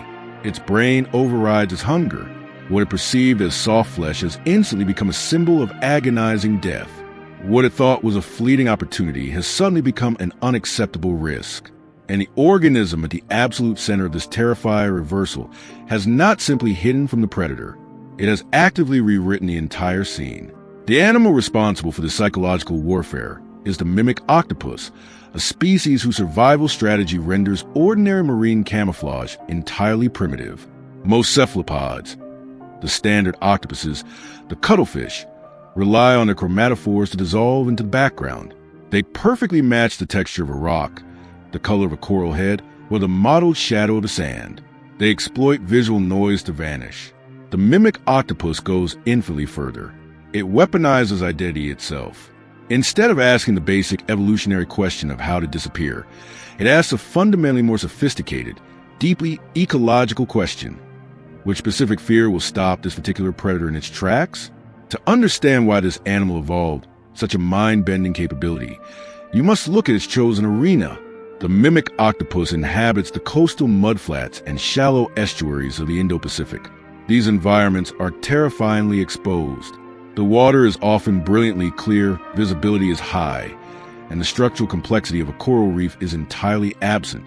There are no deep limestone crevices to squeeze into. There are no swaying kelp forests to hide behind. Survival here cannot be based on matching the background, because the background offers absolutely no physical shelter. This extreme environmental exposure has subjected the mimic octopus to a relentless evolutionary pressure cooker. It has selected for a strategy not of passive concealment, but of active, aggressive performance. The body of the mimic octopus is a flawless neural canvas. Like other cephalopods, it possesses specialized skin cells called chromatophores, tiny, pigment-filled sacs that expand and contract under direct, instantaneous nervous control, allowing it to alter its coloration in fractions a second. Beneath these sit the iridophores and leucophores, reflecting and scattering light to produce the structural, contrasting colors necessary to perfectly mimic the warning bands of venomous species. But color alone is merely a costume. The true genius lies beneath the skin, within the anatomy of the arms themselves. The octopus's limbs are muscular hydrostats. They function much like the human tongue or an elephant's trunk, composed entirely of densely packed muscle fibers without a single rigid skeletal constraint. This absolute lack of bone allows for infinite, precise shaping. The animal can flatten its entire mass into the paper-thin disc of a gliding flounder. It can elongate and stretch its tissues into the sinuous, terrifying profile of a venomous snake. It can stiffen its arms, holding them rigidly outward to mimic the venom-tipped spines of a hovering lionfish. This is not random flexibility. It is highly targeted, deeply calculated morphing. When confronted by a school of highly aggressive damselfish fiercely defending their territory, the octopus knows that appearing as a sea snake is useless. Damselfish do not fear snakes. Instead, the octopus instantly assumes the radial, spiky posture of a lionfish. It spreads its arms out rigidly, radiating them like toxic quills, and hovers with a slow, menacing menace. The damselfish, recognizing a predator capable of devouring them, instantly scatter. When threatened by a larger, mid-water predator that hunts by scanning the seafloor for movement, the octopus compresses its body completely flat. It tucks its arms tightly behind it and begins to glide low along the substrate, undulating its edges with the exact rhythmic pulse of a toxic flatfish. Each performance is flawlessly selected entirely in context. The decision is ecological, highly specific, and made in a split second. It is never a theatrical whim. The absolute brilliance of this survival strategy lies in staggering neurological integration required to pull it off. Cephalopods already possess bizarre, decentralized nervous systems. A significant proportion of their millions of neurons are not located in the central brain, but are distributed widely throughout their 8 arms. This incredible biology allows for highly localized motor control. The arms can literally think, react, and shapeshift without needing to route every single microscopic instruction to the central brain. But the mimic octopus demonstrates something far beyond reflex. It demonstrates rapid, complex situational assessment. When a shadow falls over it, the octopus must instantly discriminate the specific type of predator approaching. It must evaluate the likely threat level, access a deep internal library of biological forms, and purposely select a mimicry strategy that perfectly exploits the innate, hardwired avoidance patterns of that specific attacker. In the ocean, large marine predators operate under incredibly strict cost-benefit decision frameworks. Every hunt is an economic gamble. Attacking a highly venomous banded sea snake carries catastrophic, lethal consequences. Even a microscopic probability that a target might be toxic massively outweighs the caloric gain of a potential meal. The predator's brain is wired to err on the side of caution. The mimic octopus surgically inserts itself directly into that neurological calculation. It does not need to actually expend the massive biological energy required to synthesize and store venom. It merely needs to look venomous enough to tip the predator's internal equation toward retreat. It infects a predator's mind with doubt. This completely shifts the narrative of how we understand survival. Camouflage is traditionally framed by biologists as a purely defensive mechanism, a passive, quiet adaptation designed simply to avoid detection. The mimic octopus reveals camouflage as a weapon of active, cognitive manipulation. It does not merely avoid being seen by the eye. It actively influences how it is processed by the brain. In evolutionary biology, there is a concept known as Batesian mimicry. This is a phenomenon where a completely harmless species evolves over millions of years to physically resemble a highly dangerous or toxic species. A harmless moth evolves to look exactly like a stinging wasp. But classic Batesian mimicry is static. The moth is born looking like a wasp, and it dies looking like a wasp. It is locked into a single evolutionary lie.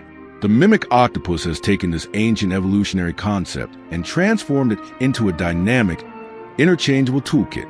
It does not commit its life to a single model species. It selects its disguise from a vast, fluid repertoire. This total flexibility fundamentally alters the prey arms race. Predators that might eventually adapt to recognize and call the bluff of one specific false signal are suddenly confronted with a dozen different ones. The octopus completely avoids a trap of evolutionary specialization by remaining utterly fluid. Its dishonesty is strategic, adaptive, and rendered in real time. But the mudflat ecosystem where this daily theater unfolds is a crucible of relentless exposure. The sparse vertical relief means there are simply no shadows to vanish into. Predators are constantly patrolling. Massive groupers, swifter valleys, and sweeping rays. Each of these hunters possesses wildly distinct sensory priorities. Some visual hunters respond heavily to pattern and posture. Others rely on detecting faint electromagnetic signatures or the microturbulence of movement. The mimic octopus operates primarily within the visual domain, ruthlessly exploiting the fact that almost all fast-moving visual predators rely on rapid pattern recognition heuristics rather than careful, detailed analysis. In the wide-open sediment environments of the mudflats, hesitation equals survival. The octopus survives by injecting a massive dose of doubt at the exact moment of the predator's commitment. Yet, the ecological twist deepens even further. The mimic octopus is not always playing the role of the terrified deceiver. It is, at its core, an incredibly efficient hunter, and its mimicry serves offensive purposes with just as much terrifying precision as its defense. By perfectly resembling a completely harmless or widely ignored species, the octopus can approach its own prey entirely unsuspected. When flattened into precise shape and coloration of a small flounder, it moves in plain sight across the sand, completely exploiting the assumption of tiny crabs and shrimp that flatfish are not active predators of their specific kind. They let the flounder glide right over them. This dual-use deception demonstrates a total inversion of biological roles. The exact same strategy that flawlessly prevents predation simultaneously facilitates it. Identity becomes both an impenetrable shield and an invisible spear. The boundary between predator and prey completely blurs. The octopus survives and dominates its environment not because it's stronger, not because it's faster, and not because it's armored, but because it is wildly unpredictable within a rigid framework of evolutionary expectations. The energy economics of the cephalopod world underscore the absolute sophistication of this approach. For an octopus, executing constant, high-speed escape responses is metabolically devastating. Violently expelling a cloud of ink and utilizing jet propulsion to blast through the water demands massive, rapid muscular contraction, and an immense surge of oxygen consumption. It burns through calories at an unsustainable rate. In the barren habitats of the mudflats, where food availability fluctuates wildly and secure hiding spots are simply unreliable, conserving metabolic energy becomes the ultimate dictate of survival. Mimicry allows the octopus to completely avoid these costly, exhausting chases. By preventing the attack before the predator even accelerates, it minimizes its metabolic expenditure to nearly zero. This aligns perfectly with the deep biological principles of optimal foraging and risk management. The animal heavily invests in staggering neural complexity and pinpoint muscular control simply to reduce repeated energetic costs. In evolutionary terms, extreme, high-speed intelligence directly substitutes for brute physical force. What makes this entire system so extraordinarily effective is not just the shape, but the absolute precision of motion. Many highly venomous species possess deeply distinctive locomotion patterns. A sea snake's lateral, side-to-side undulation through the water is mechanically not identical to the wriggle of a moray eel. A lionfish does not simply float. It hovers with very specific, deliberate, and slow oscillation of its fins. The mimic octopus replicates these exact motion signatures, not just the static shapes. Predators do not evaluate the appearance of their target in a vacuum.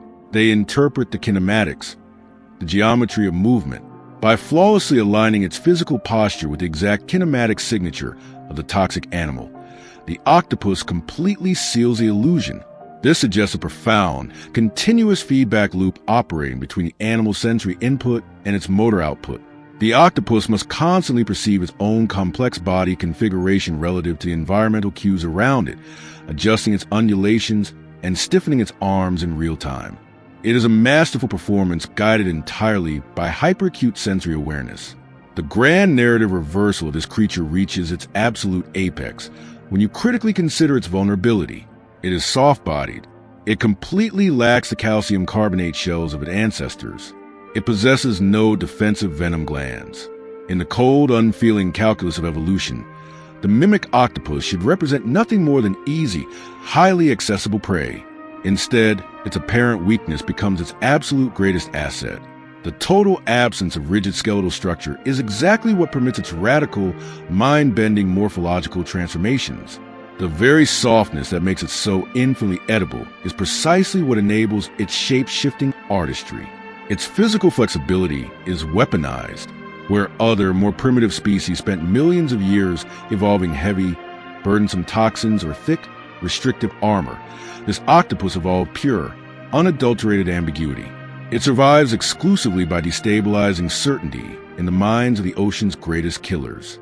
Even more subtly, the mimic octopus actively participates in and manipulates a much broader semiotic web of the reef and mudflat.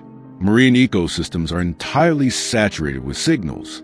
Bright, contrasting coloration warning of lethal toxicity, arching postures indicating sudden, territorial aggression, distinctive silhouettes mathematically encoding the level of risk.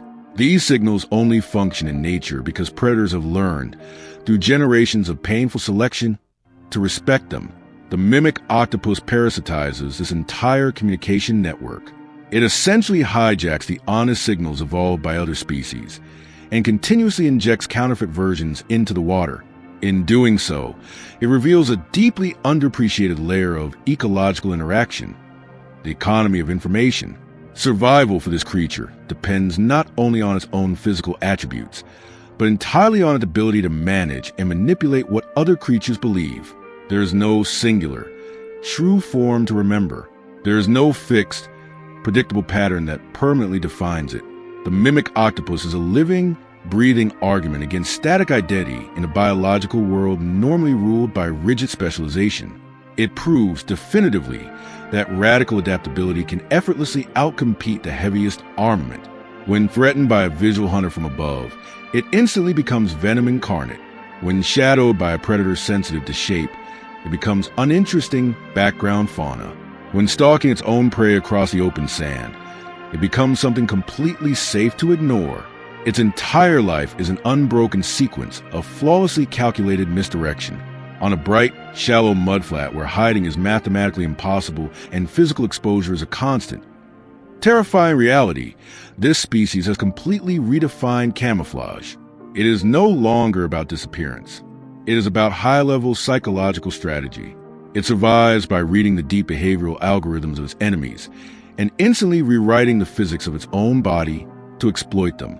Instead of trying to outswim danger, it actively infects danger with hesitation. Instead of trying to overpower its rivals with force, it completely corrupts their confidence. The ocean is endlessly filled with apex hunters that rely on blinding speed, crushing teeth, or paralyzing venom. The mimic octopus relies purely on uncertainty. And in the split, agonizing second when a massive predator strike suddenly falters, because the target in front of it might just be something deadly, that single manufactured moment of uncertainty becomes the most powerful, impenetrable defense in the entire sea.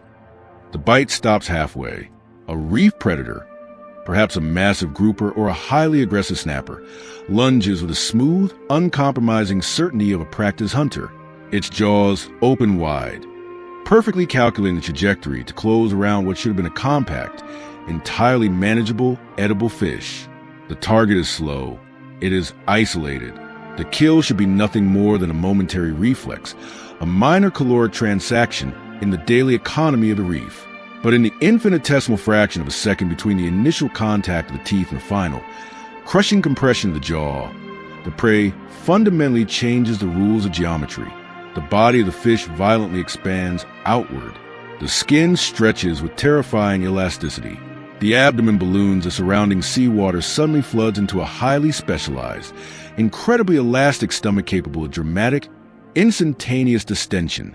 The predator's teeth do not meet pliable, yielding flesh. Instead, they violently impact a completely rigid, pressurized sphere that is now bristling with forests of sharply erect, interlocking spines.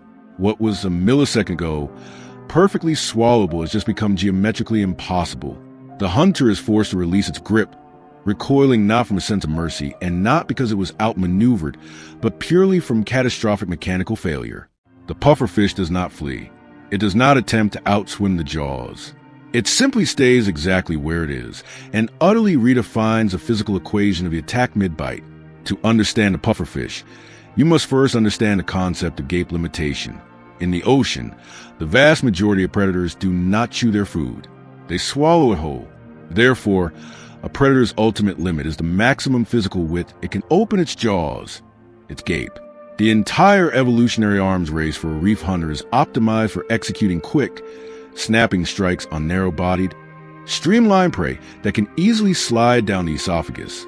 The pufferfish ruthlessly exploits this incredibly specific biological constraint.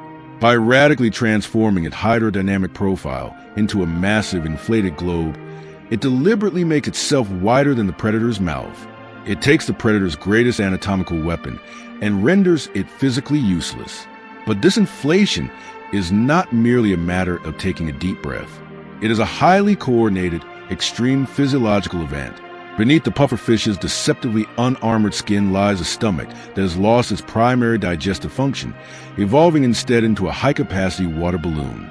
When the fish's sensory network detects the imminent threat of a strike, violent muscular contractions in its mouth rapidly pump water inward. Powerful esophageal sphincters instantly slam shut, locking the water securely within the digestive chamber. The water cannot escape. The pressure builds internally, forcing the highly folded, elastic dermal tissues to stretch outward to their absolute maximum limit. The sudden, massive increase in diameter is terrifyingly effective.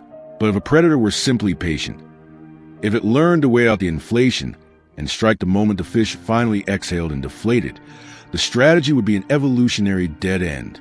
Therefore, the physical blockade is only the superficial layer of a much darker molecular trap.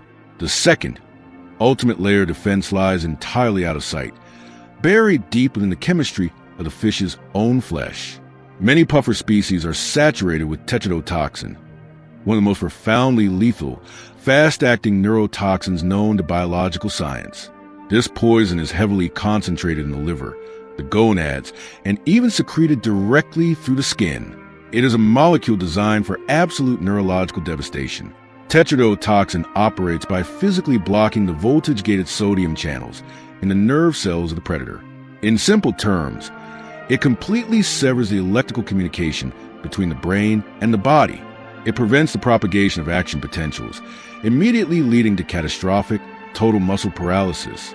For a predator that stubbornly ignores the spines, forces its jaws around the inflated sphere, and actually succeeds in ingesting a pufferfish, the consequences are invariably lethal.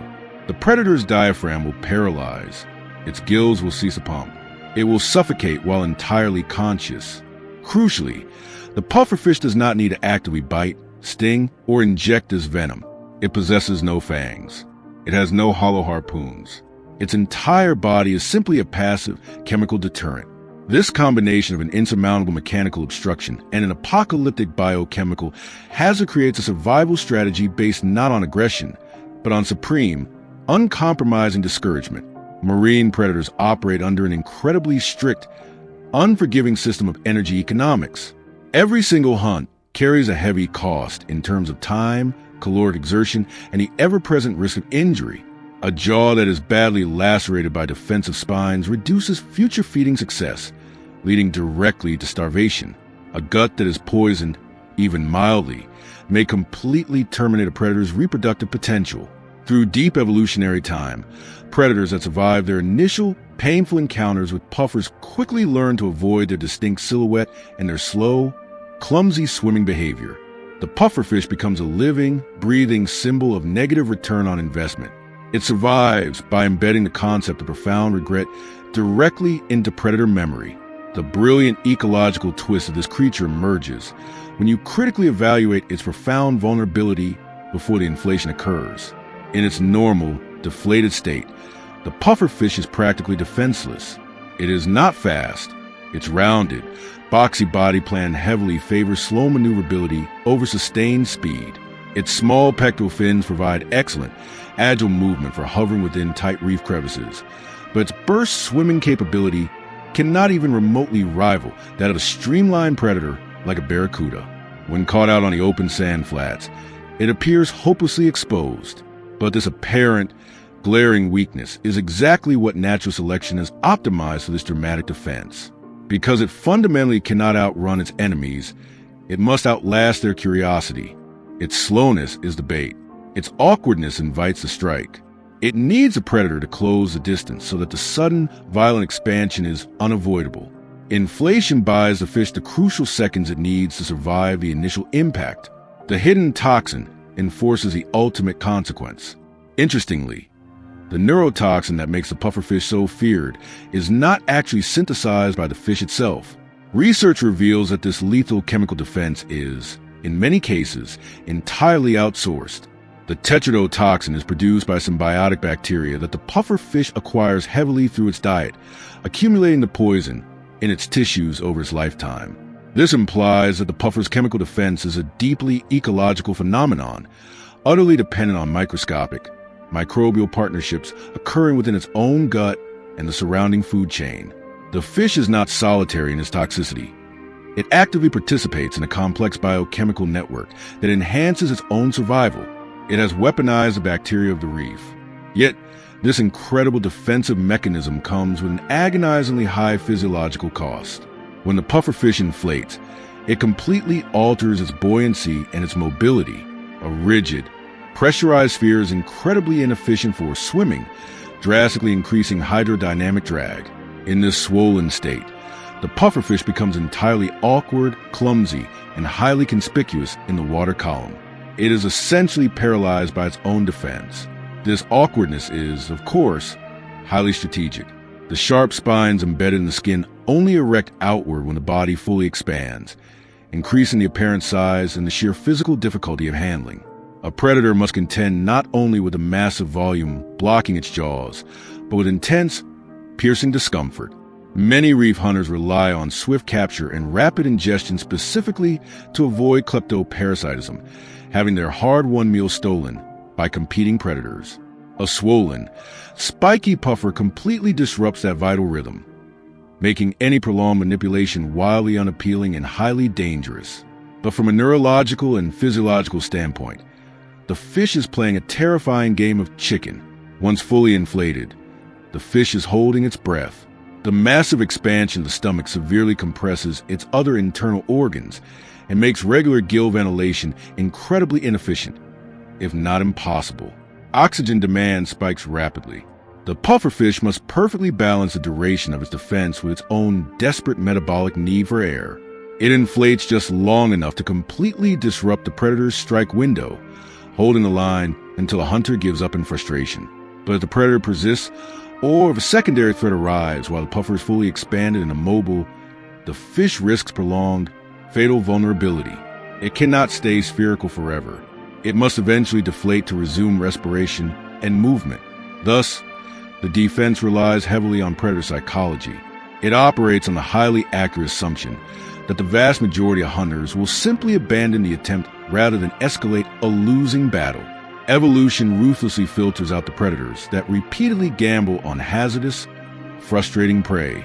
The presence of such a toxic, heavily defended organism profoundly influences the entire community structure of the reef. Predators that have learned to avoid puffers are forced to redirect their foraging pressure toward alternative, less defended species, subtly but permanently shaping the population dynamics of the ecosystem. The puffer's ultimate defense indirectly redistributes the intensity of predation across the entire reef. By refusing to be eaten, its survival mechanism actively participates in trophic balancing, dictating who lives and dies simply by opting out of the food chain. Yet, the narrative of the pufferfish is not purely one of poison and spikes. Reproduction introduces a layer of breathtaking complexity that contrasts sharply with its violent defense. Certain species of pufferfish, specifically the males of the white-spotted puffer, engage in some of the most intricate, laborious, and mathematically precise mating displays in the entire animal kingdom. To attract a female, the tiny male spends over a week continuously swimming along the seafloor, using precise, calculated strokes of his fins to plow the sand. He meticulously constructs a massive, perfectly symmetrical, three-dimensional geometric mandala on the seabed, sometimes exceeding 6 feet in diameter. These ephemeral artworks, sculpted entirely through persistent, exhausting physical labor, feature perfect radial symmetry, deep valleys, and meticulously placed shell fragments decorating the ridges. The male does not rest. He constantly fights the degrading ocean currents to maintain the integrity of his masterpiece, creating a structure that physically alters the flow of water to draw fine sediment into the center, creating a soft bed for the eggs. It is a display of behavioral sophistication and architectural genius that completely shatters the perception of the fish as a simple, toxic balloon. The exact same animal that appears comically, grotesquely inflated under the threat of a shark's jaws demonstrates the most delicate, profound environmental manipulation during courtship. Survival is not its only narrative. Beauty and precision are written into its code. The ultimate reversal in the story of the pufferfish occurs where the ocean meets the human world. In shallow coastal waters, the puffer has become globally notorious not for its brilliant physical defense, but for its culinary danger. In certain cultures, specifically in the preparation of fugu, the pufferfish is considered a supreme delicacy. Yet, its preparation requires years of rigorous training and meticulous, surgical removal of the highly toxic organs to prevent the immediate poisoning of the diner. The exact same tetrodotoxin that flawlessly deters the apex predators of the coral reef becomes an ultimate, adrenaline-fueled risk in human hands. The fish's internal biology transcends ecological boundaries, enforcing its deadly consequences on an entirely different species of apex predator operating on dry land. Ultimately, the pufferfish survives not by dominating the ocean through speed, size, or biting force. It dominates by completely manipulating the decision-making process of the ocean itself. It transforms its own body into an awkward, impossible geometry that is fundamentally incompatible with efficient predation. It embeds catastrophic, lethal chemical consequence directly into its own flesh. It leverages microscopic, microbial partnerships to enhance its toxicity. It fully accepts total, terrifying immobility in exchange for long-term survival. Instead of fighting the jaws, it discourages them. Instead of fleeing the scene, it entirely reframes the rules of the encounter. When a massive predator hesitates before striking a small, slow, rounded fish drifting lazily near the coral, that hesitation carries a heavy weight of evolutionary memory. The rounded shape signals supreme difficulty. The memory of the spine signals danger. The unseen chemistry promises death. The ultimate strategy of the pufferfish is to convert a predator's curiosity into sheer caution. In a brutal, unforgiving underwater world governed entirely by the harsh economics of caloric cost and reward, the pufferfish has made itself an unacceptable gamble.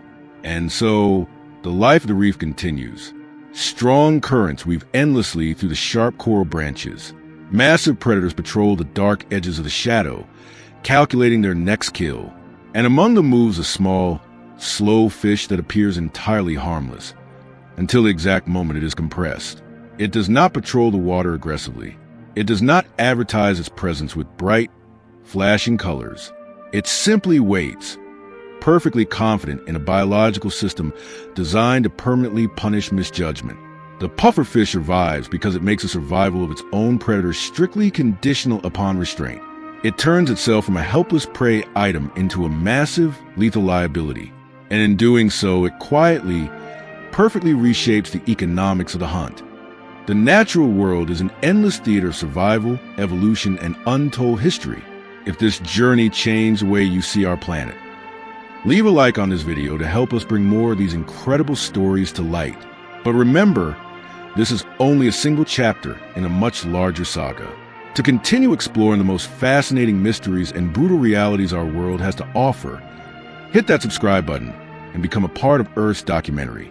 Make sure you turn on the notification bell so that the exact moment we launch our next epic deep dive, you are the first to know. The Earth has billions of years of history left to uncover. Don't miss the next expedition.